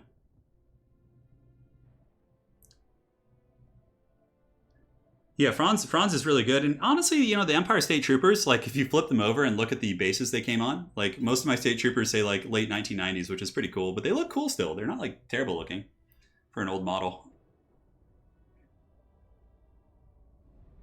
Loser has to play Chaos Campaign. I already played one on Legendary and suffered through that, so they would be down if Richie sponsors it. We might be able to lure in some bait there. Easy Lore Master of Sotek wins. You know, Deacon, I think... Yeah, I don't know. Well, there's two theories to, like, the competitive eating, right? So if you look at you know there's competitive hot dog eating. If you guys didn't know this, it actually exists. And there's two guys who are at the top. There's a Japanese guy, forget his name, Kobayashi. And then there's another guy named Joey Chestnut or something. He's an American. And he's, like, the classic, like, husky eater guy. But then the Japanese guy's, like, super small and, like, super ripped. And, like, he eats so many hot dogs. So there's two theories. One is being like super fit and having a huge appetite, and the other one's just being like, you know, more of a big kind of chunkier dude. Valentino, I'm sure he's a good campaign player. I haven't really had too many interactions with him, but yeah, he's definitely very good at campaign. Yeah, Sotek would certainly, I'm sure, be a contender. He's from Texas, so I don't know. The hot dog eating, something to think about. All right, guys, and now we're here. Let's go ahead and take a look. It's like that's what you get when you come into my streams: discussion about hot dog eating contests instead of actual commentary. Who would win a Warhammer competitive eating contest? I don't know, maybe Grom the Paunch, or like some Ogre Kingdom character. All right, guys, we'll get back to the hot dog discussion after this battle. Supreme Sorcerers of Fire for Felcon. Pretty standard stuff. Fireball spam can be good. He's got Fireball, Flamestorm. Wow. On top of that, Felcon, triple repeater crossbows, double a Hydra. No, a Chill of Sontar plus a Charybdis. Whoa. Charybdis, I believe, did get buffed. I mean, pretty good against large targets for sure. He's got a couple Blackguard in the back with Spears in the front. It's very much like a Headstrong build with Hydras and Elite Halberds. I dig this build. And now for the forces here of tank, he's got a Hell Cannon, which is a great choice. Hell Cannon will be able to pound those Blackguard out. He's got 2 Trolls, 2 Chaos Trolls, Kolek Sun Eater, a Metal Caster, and tank is not one to bring meme builds, so he clearly has some intention for those Trolls. Marauder Horsemen with throwing axes, some hounds. This is going to be a great game, guys. This is going to be a great game. So, metaphorically speaking, we have tank as Obi-Wan. Currently, Felcon is Anakin. He's been running through the Jedi younglings for quite some time. The Hell Cannon shot coming in does make some contact, takes out 2 of those Dark Riders, and now the skirmishing elements here of Tank's army are going to be moving up, but Falcon will basically just be spamming Fireball all day into that Hell Cannon there, which will eventually kill it, potentially. It's going to take some time, though, but we'll see how much value it gets. Oh, and the Kolek! Look at that! MLG play right there! Tank actually gets Kolek and blocks the Fireball from hitting the Soul of Damnation. That was freaking awesome. And now, oh, look at this. Tank is actually hiding the Hell Cannon behind this pillar, knowing that he can maneuver it back and forth. This is some top-level play here. Man, that was super awesome. That's some highlight reel stuff right there. Now, the Hell Cannon's still going in and blasting Falcon's Dark Riders. Actually has gotten a fair amount of damage here.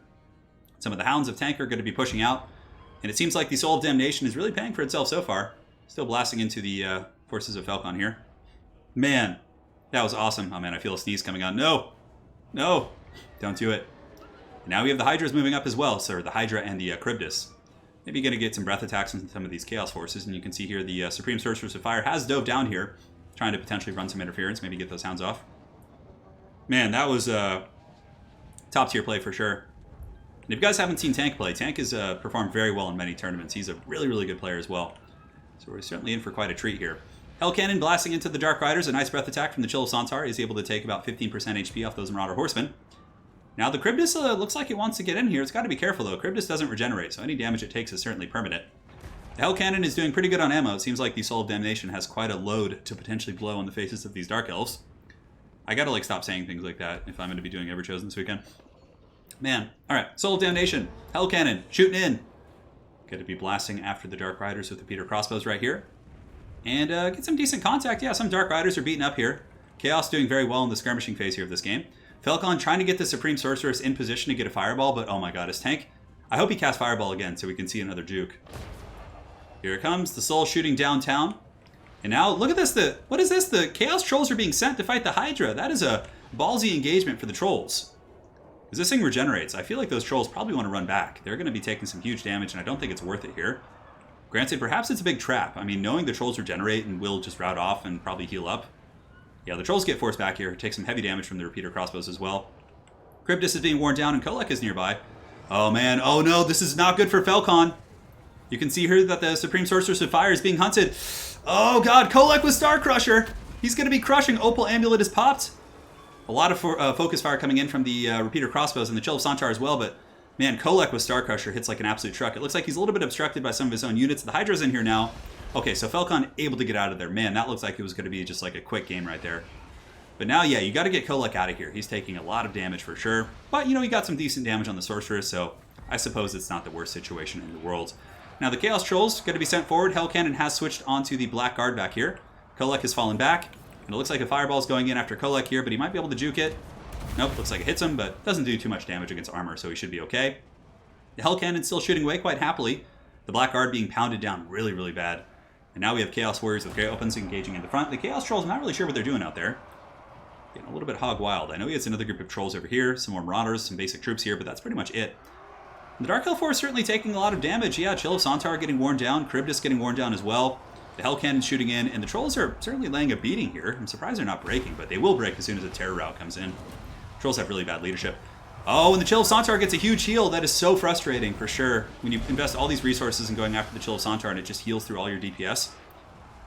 And Kolek's going to be pulling back here. I don't know if we have a final transmutation. It looks like we actually do.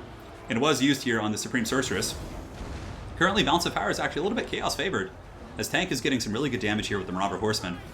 Will the Younglings be avenged? Perhaps so. A Flamestorm going down as well from Falcon, but it looks like it hit maybe some of his own troops. Hard to tell. Chaos Trolls are now pouring forward from the back, and the Hell Cannon has been switched here onto the Black Guard. Now, this is a really close game still. You have to remember the Chill of Sontar heals, so it's going to take a lot to actually finish that big beastie. Chaos Marauders trying their best here. Kolek in the back is in decent health. I suppose he's got about 2,700, but Fireballs from Falcon are going to continue being spammed into the poor hide of Kolek Suneater, and that one actually misses, which is good.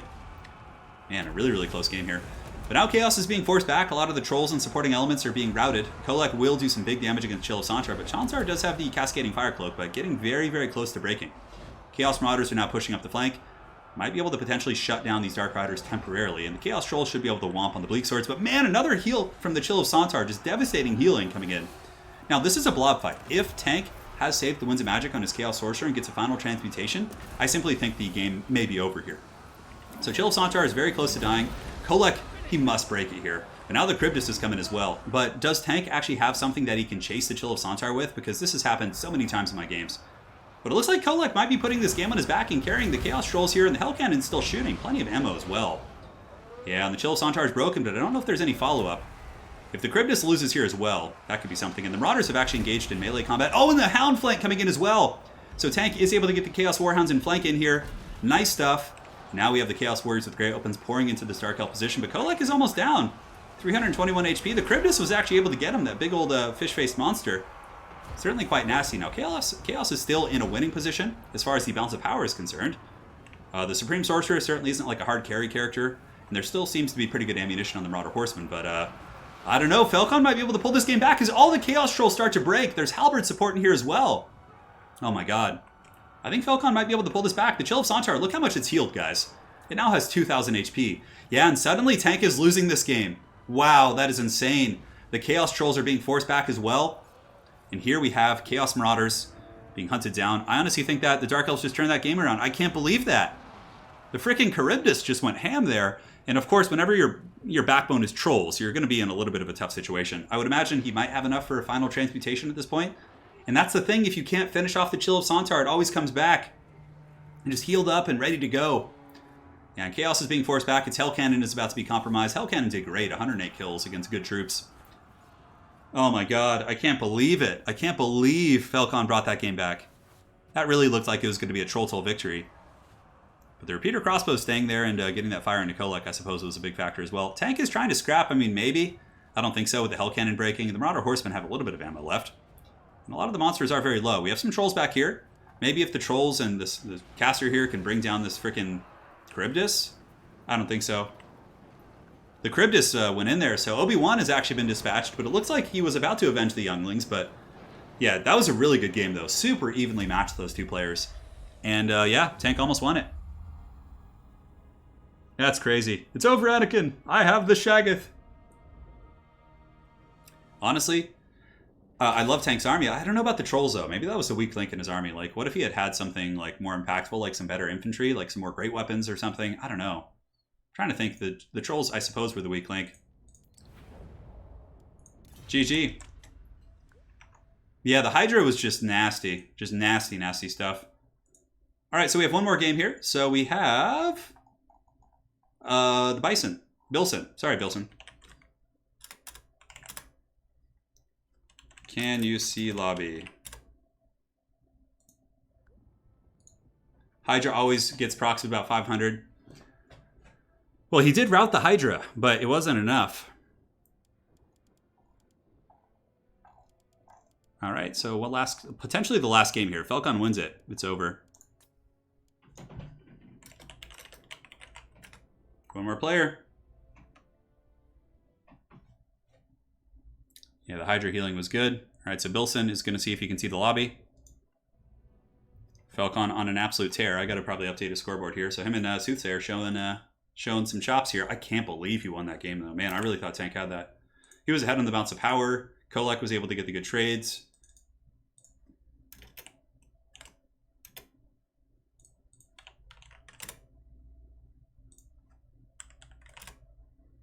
Cool. So I DM'd him the password.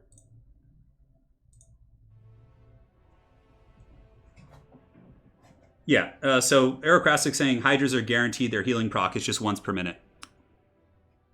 All right, so here we go. So Falcon picks his 3. We're on the Essence of Chaos for our last map. Let's end it fast and furious like it began. Well, Tank certainly isn't a youngling. No, Tank is like a Jedi. Tank would be a Jedi for sure. Falcon saying hello to his friend. You underestimate my power. I can't tell you how many games I've lost against Falcon specifically because I invest so much. I break the Chill of Sontar. I'm ahead in the balance of power. It rallies, it heals, it comes back, and I lose. So that's like been so many games in the early days.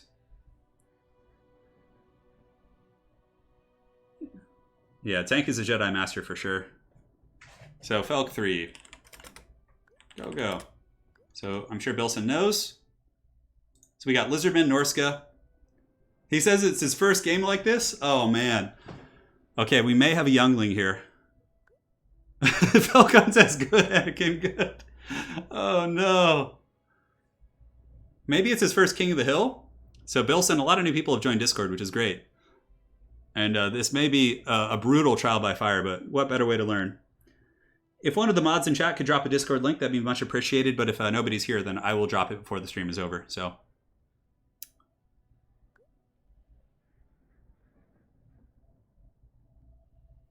Tank is on the council, but they don't grant him the title of master. He definitely deserves it. Yeah, and in the next couple days, I'm going to be dropping the player list for Everchosen. I'll be putting out a video. The dark side awaits you, Kappa. So he bans High Elves. Oh man, I would probably leave High Elves on a small map like this. No, Anakin. So if Falcon wins this, he wins the stream. And if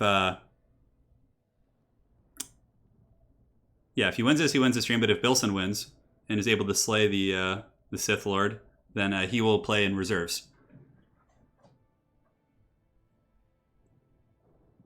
Falcon is more like Palpatine now with his unlimited power. Yeah, there's certainly some valid. Hey, Shetland, thank you so much, man. Appreciate your help. Hope you're doing well, by the way. These dire times. Would a newbie tournament be interesting? It's hard to like gauge who's a newbie and who's not. Because there's like some newbies, like the skill range between new players is vast. Like there's some people who just like watch a couple replays and can pick it up. But if you're looking for newbie tournaments, you can go to the community resources section of my Discord and find my son Herbert Walker's Discord. And he runs a Fresh Recruits tournament, which is probably the best newbie tournament out there. You might as well go there. It's just super good and well developed. So good luck. Oh, guys, look what Bilson says. He says, playing Empire, shout out to all the younglings. This one's for you. All right, so Bilson's doing it for the younglings.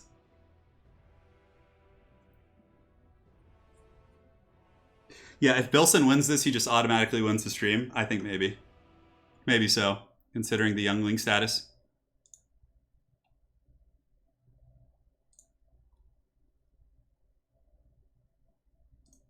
All right. Falcon loves democracy. Yeah, who is Sidious versus, like, in the relationship between Sooth and Falcon in their Everchosen clashes? Yeah, I don't know. Hey, thank you, Runny. Even though it's not my birthday, Rooney, I'll take it. So we have Empire vs Lizards on a pretty small map. I think we could probably. I think his best bet is just to go for like a Volkmar Death Star. We have a donation from DV Chappelle, Dave Chappelle, maybe. Did you ever make a YouTube video with you and Tobias Fate? Sorry I missed your donation, firstly. And I made a video against him. I didn't know it was him, but I put up a video where I played against his dwarves with my Greenskins. But yeah, Tobias Fate's a great guy. I was on his YouTube channel, not YouTube channel, but Twitch channel a while back. Yeah. All right, so Falcon is going with... Oh, yeah, Falcon's coming in with Nakai. So if you guys want to see Nakai, you're about to. Yeah.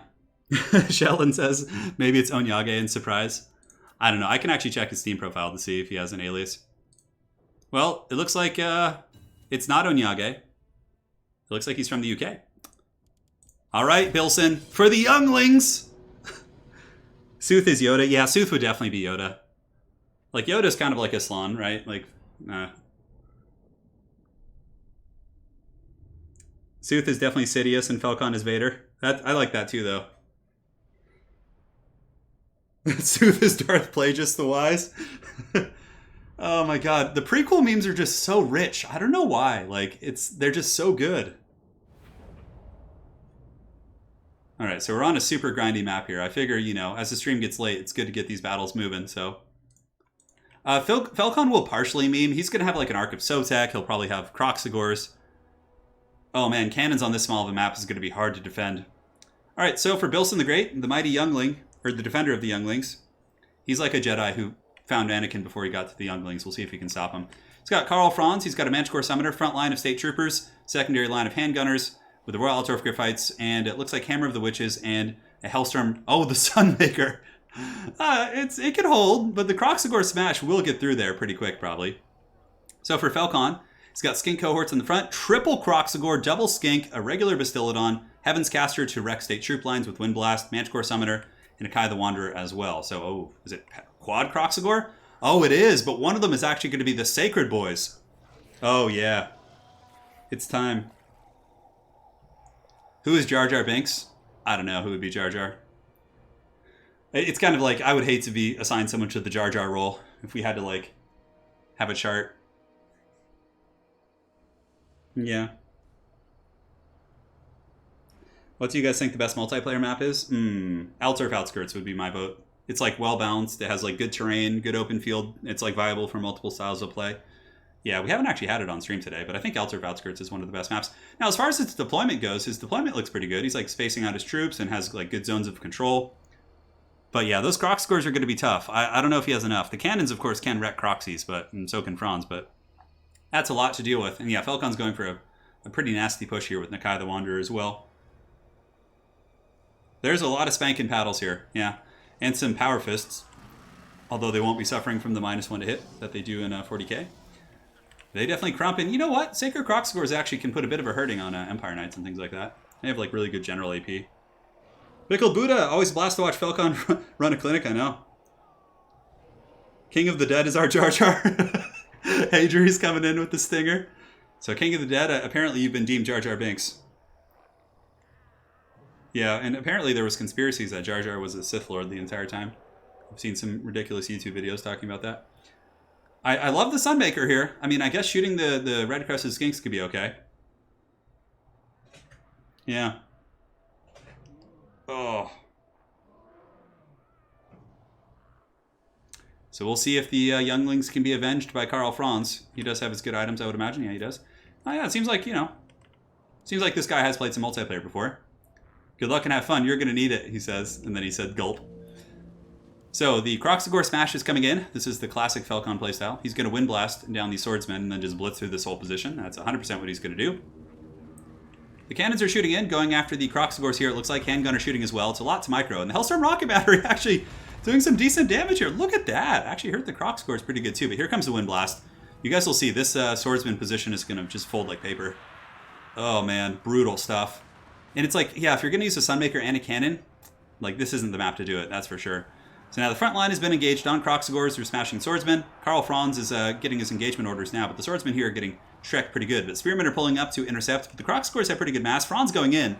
Probably he's going to want to pop his different buffs here, but yeah. Oh, and look at that, the Sunmaker blasting in. Getting some good contact here. Nonetheless, on the far side, the Kroxigors have gotten into the handgunner line. Some spears in reserve may be able to peel them. It's hard to say. Hammer of the Witches, shooting down the Feral Bastillodon at the moment. And it looks like the Royal Altar Fights are basically just beating down some skinks, which is not what they want to be doing. But the Sunmaker getting some splash damage in there. Certainly not the worst thing in the world. Of course, the swordsmen are buckling. The state troopers will hold because of the Reikland Runefang, but not for long. And then suddenly the Sunmaker, this very expensive artillery piece, is going to be crumped by a bunch of angry dinosaurs. Now on this side, the Griffites are still just mucked up by skinks, which is not where they want to be. They definitely want to be fighting Kroxigors and the Bastillodon here if they can get in combat.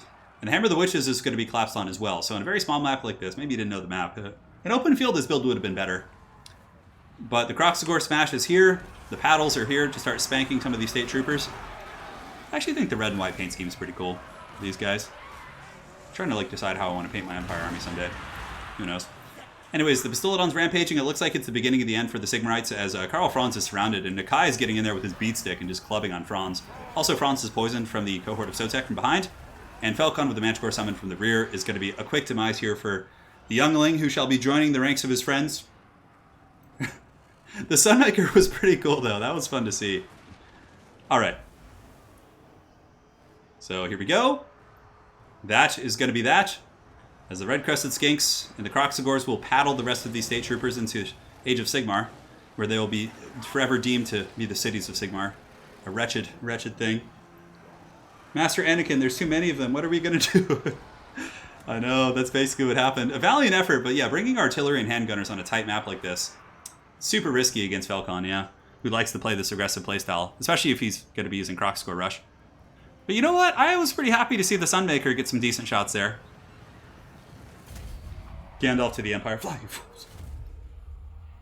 All right. So, well played. GG. Well played. Rejoin lobby. Yeah, Bilson, I don't think you knew the map. It's a very small map, yeah. Okay, so maybe he didn't know the map. His build would have been better in open field. I still think he would have had problems, but all right. The hordes were just overwhelmed. GG, man. You made the younglings proud. Well played, brother. A valiant effort for sure. All right, very good. So now the ceremonial. We got to change the password now. No, I'm going to host a spectator. One sec, let me get the screen blocker up. Cool. All right, guys, so one more. Bilson the Brave, I know. He's like Samwise the Brave. All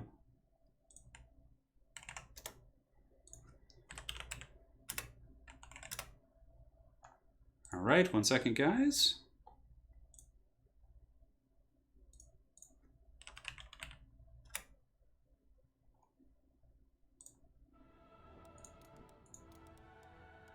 So we got to switch it to an FFA. Yes, you guys are getting the FFA that you all wished for.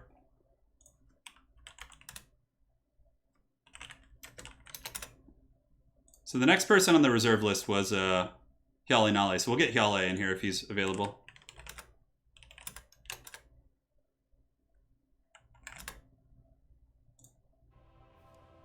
Oh, perfect. They're already ready. Holy shit, I didn't have to do anything. Okay, so let's go ahead and switch the map. We'll do the Lost Temple in Old Faithful. Nuln colors? Yeah, that could be cool. Do I enjoy Jackie Chan movies? Oh yeah, he actually had a cool revenge movie recently. Who do you guys want to see me play, by the way? Who's not super micro intensive? You know what? We have King of the Dead on the Greenskins. It's like it's way too. It looks like it's like, I don't know. Yeah, we have Greenskins, we have High Elves, we have Lizardmen, so who do we not have here that would be interesting? Tomb Kings, Vampire Coast I play pretty much every time. Warriors of Chaos, Wood Elves. Ungrim Slayer Army. We'll go Bretonnia. It's probably a bit of a death sentence, but Bretonnia doesn't get the love they deserve. All right, so let's do this. Oh, God, but against like Lizardmen? Okay, he switched off Lizardmen because that would have been like the worst thing for me for sure.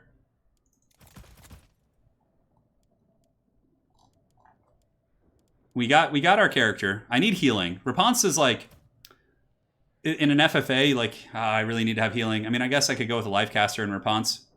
All right, screw it. Let's go with the sub faction. Let's go with the Chevaliers. We'll get Rapunzel and Henri Le Massif. We're going full Mimage here. So she's got her items, which is fine. Come on, you guys want to see some Bretonnia. Dwarves are in FFA, everyone just ignores you. So like you have to like chase and clean up later. I'd rather be more involved in the engagements. All right. Cool. We're going Bretonnia. We're going Bretonnia.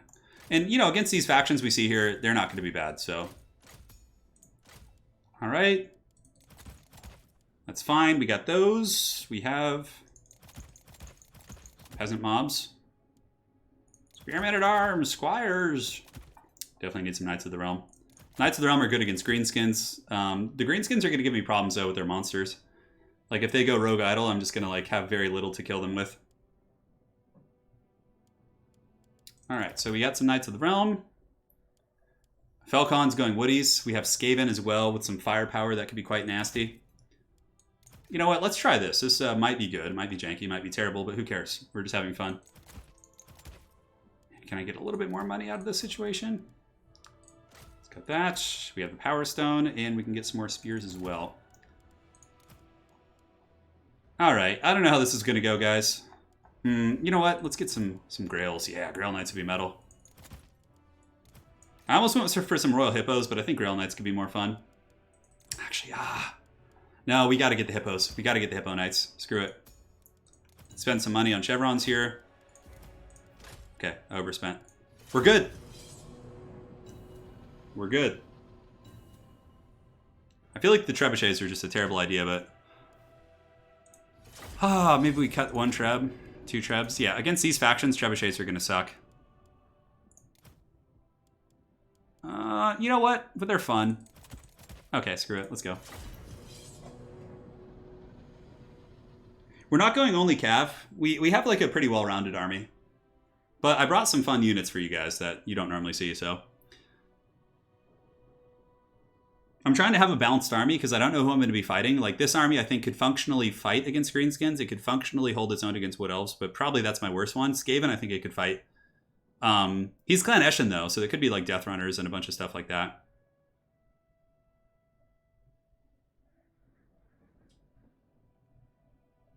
No, well, Questing Knights, like, okay, Skaven, Wood Elves, Greenskins aren't, like, super heavily armored factions. I don't think the Questing Knights are necessary here. Knights of the Realm, they beat Wild Riders. They beat most Greenskin Cav except the Boarboy Big and RORs, and they can beat Rat Ogres and Hellpits, or at least damage them. So I think Knights of the Realm, if you're looking at all of my opponents, are the proper choice. We have Henri Le Massif as well, and he has some support up in the sky as well. Yeah, maybe I should have taken the Charm Shield. I got two trebuchets, guys. Oh, we're on the Lost Temple. This is like the OG FFA map. Thank you guys all so much for joining today, by the way.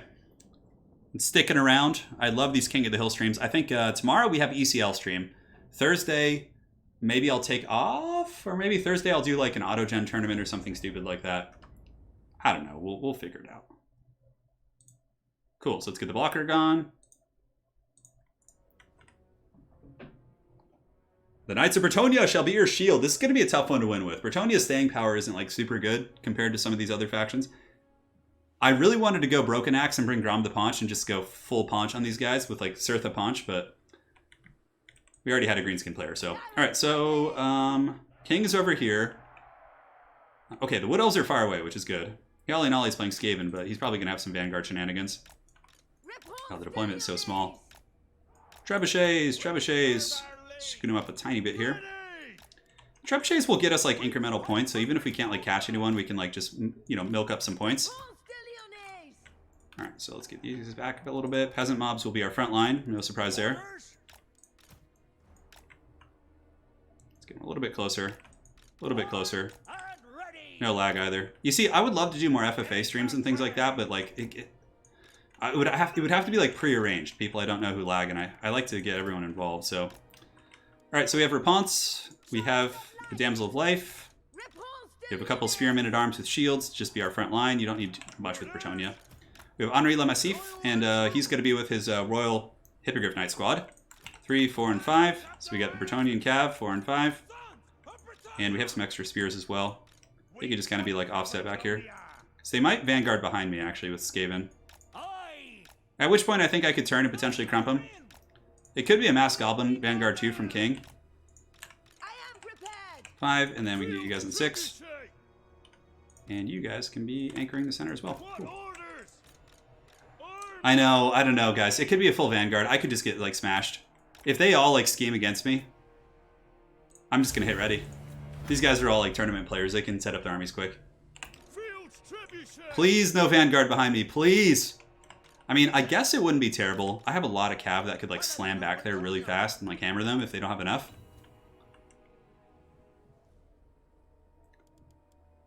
I gotta probably get them out of the way of the, I can't see their army sizes either. You failed us for the last time? Why are they saying the same thing? It makes me nervous. Oh my god, I'm just gonna get surrounded, aren't I? They're scheming against me. Yep. I'm getting full Vanguarded. Alright, so let's go ahead and just, like, retreat from here. Yep, I knew this was gonna happen. Oh god. Oh, why?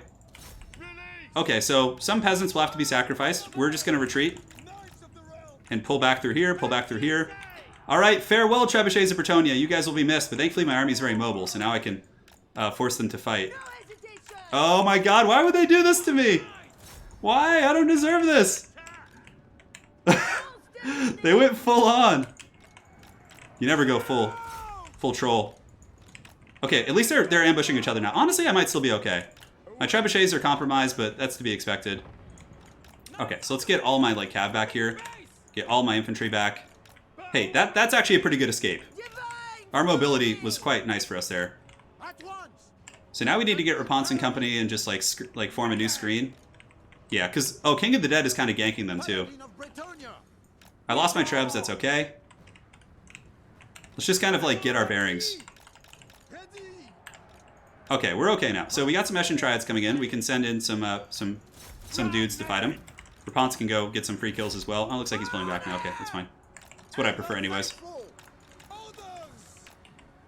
So Eshin Triads over here. We have probably some easier picks here. So let's go. What do we have here? Yeah, looks like there's some riders coming from that direction. They don't have Vanguard deployment.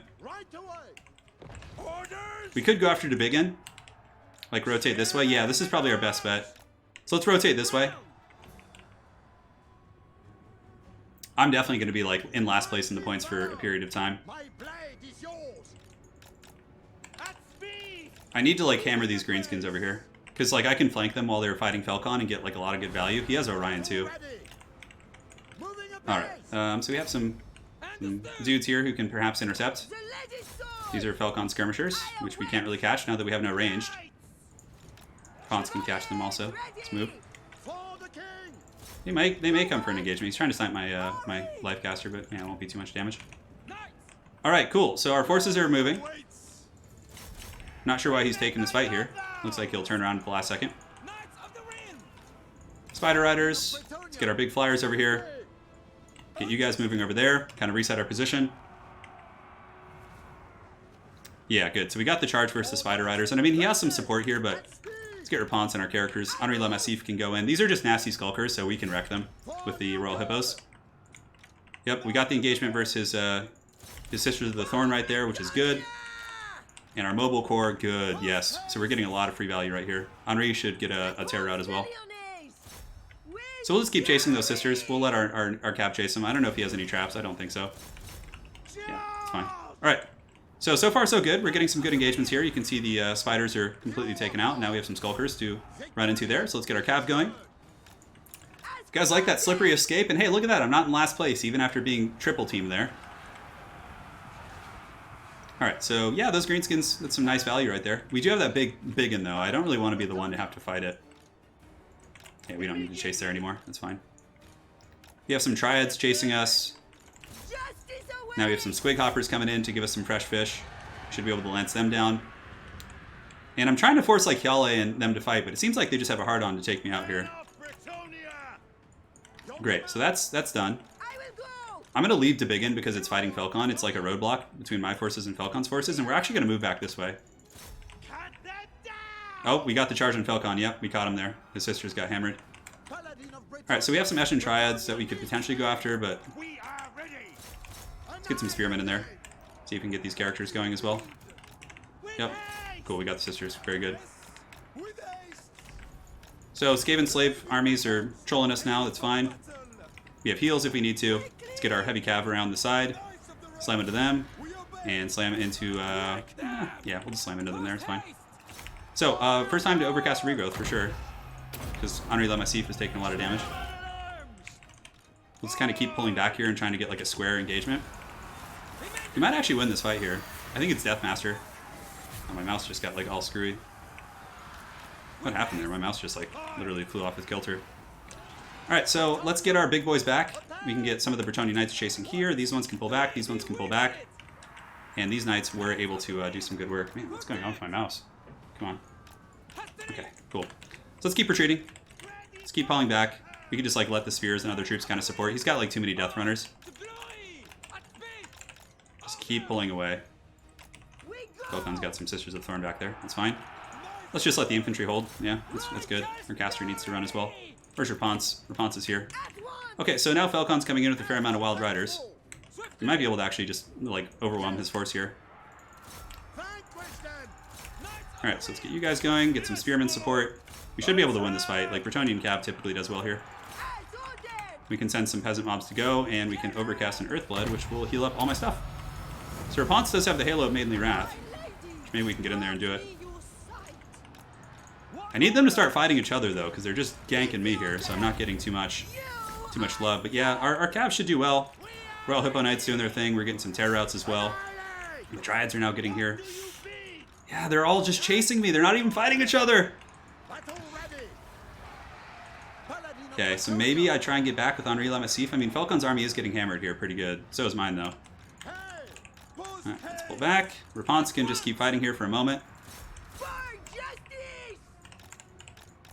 Let's get Cav back. Just start running in circles. Look, even the biggin is throwing boulders at me.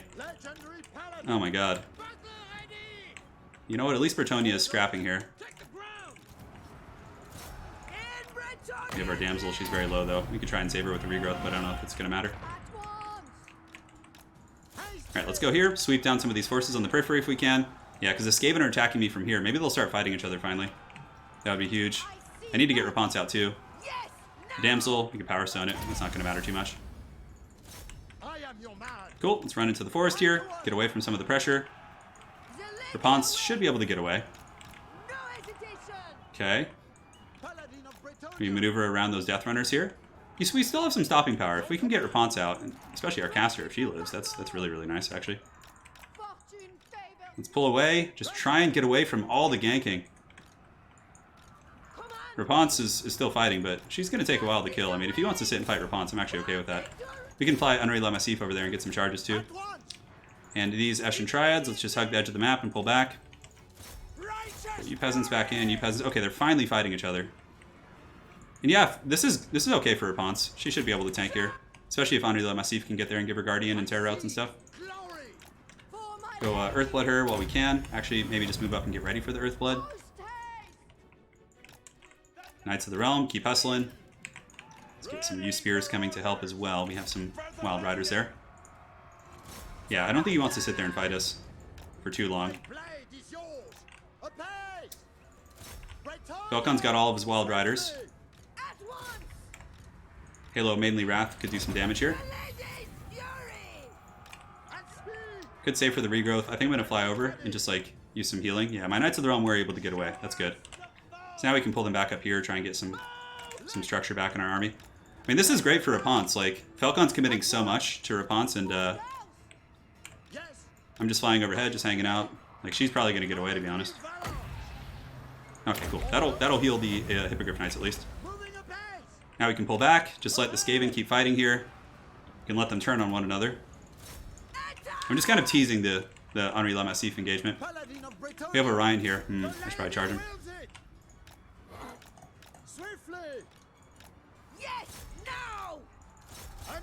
Yeah, the Skaven are sniping the Orion Lord.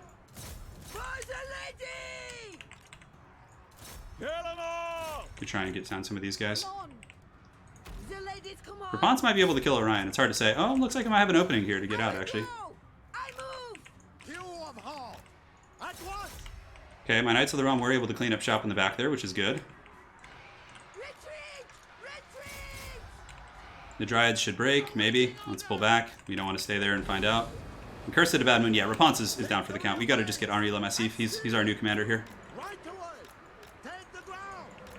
And our caster can slip through the lines. Man, my mouse is like freaking out. I might have to... Like, I can't even move it. Ugh. Okay, get up in the air. Good, good. Let's fly you guys back to my main army. Okay, that should be fine. Maybe that'll help it. Alright, so we got back. We have our knights back here. They can fight each other now. All they want. I think we're getting some slinger fire on our Royal Hippos. Might have enough for another Earthblood too. Yeah, Falcon's Cav are very low. Hopefully they're fighting each other. Yeah, it looks like they are. Good. We can take some Cav up and start to move up a little bit, but not fully commit. And if I could get one more Earthblood, yeah, that'd be really good. Alright, so let's heal you guys. Get you guys stacked there as well for the Earthblood finale. We'll get Henry over there. Henry can go look for some kills on like Orion and stuff. Because he can probably escape, and he's full health, so he doesn't need to benefit from these heals. Cool.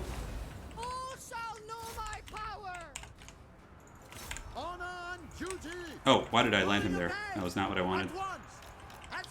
I need to kill Orion. That's who needs to die, but he's going to be a tough cookie to crack. With some Wild Riders from Falcon to go after here. Our Knights of the Realm should be able to wreck them. Cool, so we got some of his Wild Riders down.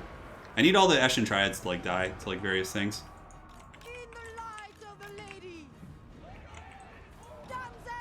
Very good. believe we've been able to kind of stabilize after all this. Let's go on the Wild Hunters here. We just need to can Falcon's army and then cycle charge the Skaven.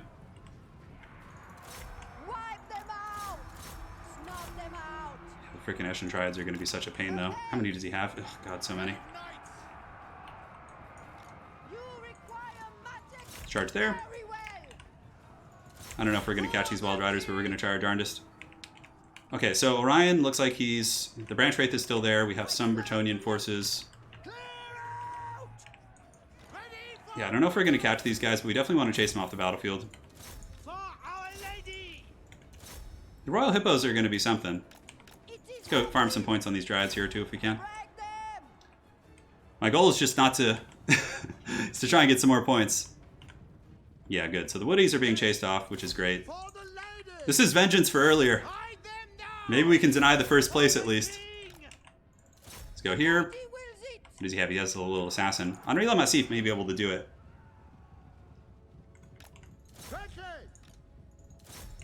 Alright, let's get Henri Le Massif over here. The Skaven are coming. Yeah, we need to kite back. Just like farm what we can here. Make sure to get all these guys off. I think the Hippogriff Knights alone might be able to chase them all off. Because Falcon will gank me for sure. I think some peasant mobs will have to be sacrificed. We still have a healthy one, but we'll keep pulling back here. He has Deathmaster Snitch, so he has snares, which is quite nasty. We're going to need like everything at once. Alright, let's pull the Knights of the Realm. The Royal Hippos should be enough. So we'll sacrifice these peasants. What does he have? So Deathmaster will be really tough. I'm pretty sure I can't beat this army. It's just too healthy. Maybe with some Knights of the Realm getting up on the high ground. Yeah, Falcon actually got some dudes back. Yeah, he got some Wild Riders back, which is fine. So we need to unite our forces now. Unfortunately, he's chasing down a lot of my scraps. There's nothing I can really do about it. I don't want to fight until I have my final hoorah. Go head off those Wild Riders. The Royal Hippo's back. Should be able to take like an angular pursuit. So Falcon has some Wild Riders. Maybe with his help I might be able to, but I don't think they want to help me. They want to end me. I love that I wasn't part of it, but still tried to vanguard me too. I know, of course. All right, so we got his Wild Riders off the field. Some of the peasants have been sacrificed. He's got some gutter runners. Falcon's coming in with his cav here. I think maybe fighting close to the edge of the map might be smart. So we can, I think I still have all 6 of them. Yeah, that's nice. Let's go into the Mighty Lance formation just for the epic finale here. I have my sub-commander, Henri Le Massif. We'll juke that shot. Hopefully he doesn't kill one of my dudes. Oh no, he got one with that Eshin missile attack. Let's go see if we can get over here and try and get some freebies. Yeah, he still has gutter runner ammunition too. We'll treat him like a campaign AI and just try and juke them. We could maybe goon the assassin. I don't know. Deathmaster's pretty close by.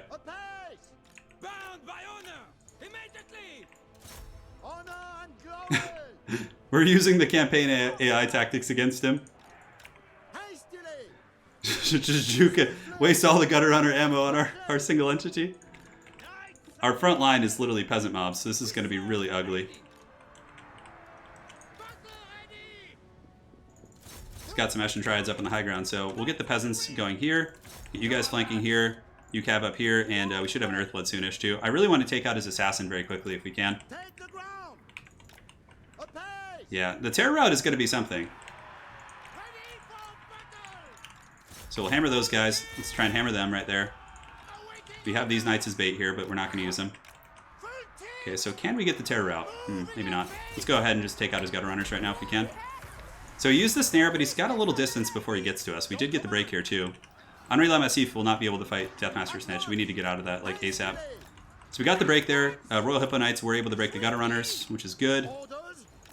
Now, Falcon maybe will engage with something. I'm not sure. Let's come in and hammer these guys if we can.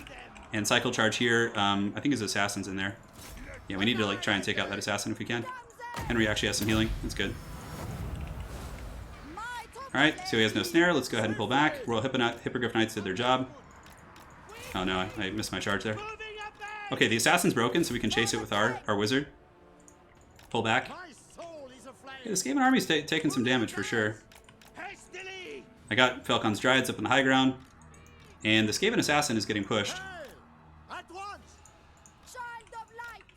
Oh, we need to get away. Okay, Deathmaster here might actually be a good target for us to try and kill. He's pretty damn squishy.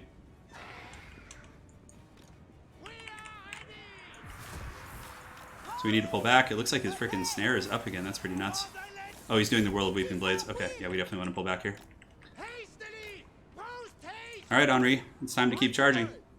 Bretonnia Knights are getting low. These Death Runners are a little bit out of position, so I can do like a two-pronged attack. And just cycle charge through. And then just pull through here. Get a frontal charge here. Hippogriff Knights have really good mass, so we can usually get quite nasty with that. Deathmaster is going to be a tough cookie to crack, you know. I think he got us with some sort of a snare here. Don't attack me, Falcon. No. Enough treason. He's going after me. Why? We need to work together. Alright. So I got to bring the Hippo Knights up or else I'm going to lose Henri Le Massif. But I should be able to escape nonetheless. Get on those guys. Bring the Damsel in on them as well. Looks like Henry was able to break them, so now I can probably get away. Oh no. Falcon sealed my doom, but at least I didn't get last place. I was able to scrap back, despite the 3v1. Alright, let's go after you. Come on, Henry. Break. Get out of there. Break the position. Get the gutter runners. Oh, is he going to get away? Oh, he is. What a hero. I need a hero. Now he can fly back over. Falcon has some Wild Riders here. Oh, I got 4 Knights of the Realm. The Vixren's Death Squad, quite nasty. Does he still have his Assassin is the question. I don't think so. I guess we got to go in for one last hoorah. So let's go ahead and go after these Slingers here, and then we can use Henry to go and try and isolate the caster. It's probably going to break here. Oh, let's go! Okay, we got a little bit of pressure. Should get a terror out on those guys in a moment. I'm going to stay and fight till the end now. That's pretty much it. GG, you dirty dogs. Yes. That's right, King. I'll take it. So now Falcon comes in for the cab for the final apocalyptic battle. I can't believe Falcon betrayed me again at the end and trapped Henry. We could have worked together and accomplished so much. You and I. Alright, so maybe my guys might come back here. I don't think Falcon has a stopping power. Yeah, I think he's pretty much shattered. Well, it looks like my Hippos might come back. Let's go, Hippos. My 4 Knights of the Realm. Oh, my Damsel's back too. You better watch out. Bretonnia's coming for blood. Yeah, we gotta just go in for the big splash. Let's just go right in the middle, center mass. Oh yeah! 112 kills. Those Hippo Knights were really good, actually. But that's gonna be the end of those mighty beasts. As my Damsel of Life is gonna be assassinated here. No, Henry came back too. Look at this big Henry. Hey, look at that. Working up to 8,000. I'll take it. Oh, God. Henry. We're going to go after Falcon Sisters of Thorn just as vengeance. I can't believe this freaking game. Treacherous Curse. And, like, even if I did a Mass Vanguard, they probably could have seen it on stream. There was no escape. There was no escape.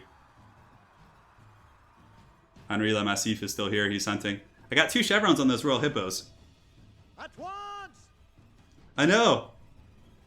And there goes my guy. So yeah, basically it's 6 Sisters of Thorn versus like a Skaven Death Star. The ultimate evil. I know! I know, they already gang up on me and then betray me again? Have you ever heard of the tragedy of Darth Turin the Wise? I don't know. What is even left here? Okay, so we have some Sisters of Thorn. See, no, there's no way Falcon can win. Because there's no way he could defeat Hjalli's forces. He's trying to chase the Gutter Runners to farm some points, but yeah, there's no way. So Hjalli wins. Alright, so we did okay. You know, I actually liked our build. If I had cut the trebuchets and gone more like mobile, maybe we would have had a chance, but we just like lost the 2 trebs and like 5 or 6 infantry units like immediately. Yeah. King's build was pretty great, but yeah, a lot of Wild Riders. There's such treachery. Look at that. And Mass Eshin Vanguard against my Cav. That sucks so bad. A full Hippo army. Yeah, the full Hippo army would have been good. So well played. Yali Nolly is the victor. GG. All right. So, GG y'all.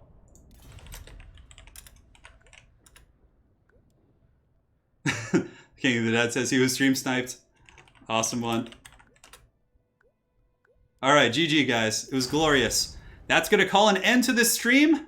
Thank you all so much for joining. It was an absolute blast. We had a couple donations during that from Indiana Lance. Happy pre-July birthday. July 12th, actually. Thank you for the tenor. From Gelestius. Happy birthday. Super excited for the Ever Chosen. Me too. Pickled Buddha. You enjoyed the Falcon game. All right, guys. That's it for today. Please do drop a like on the way out if you guys enjoyed the stream. It lets that YouTube algorithm know that people enjoy this nonsense I do here.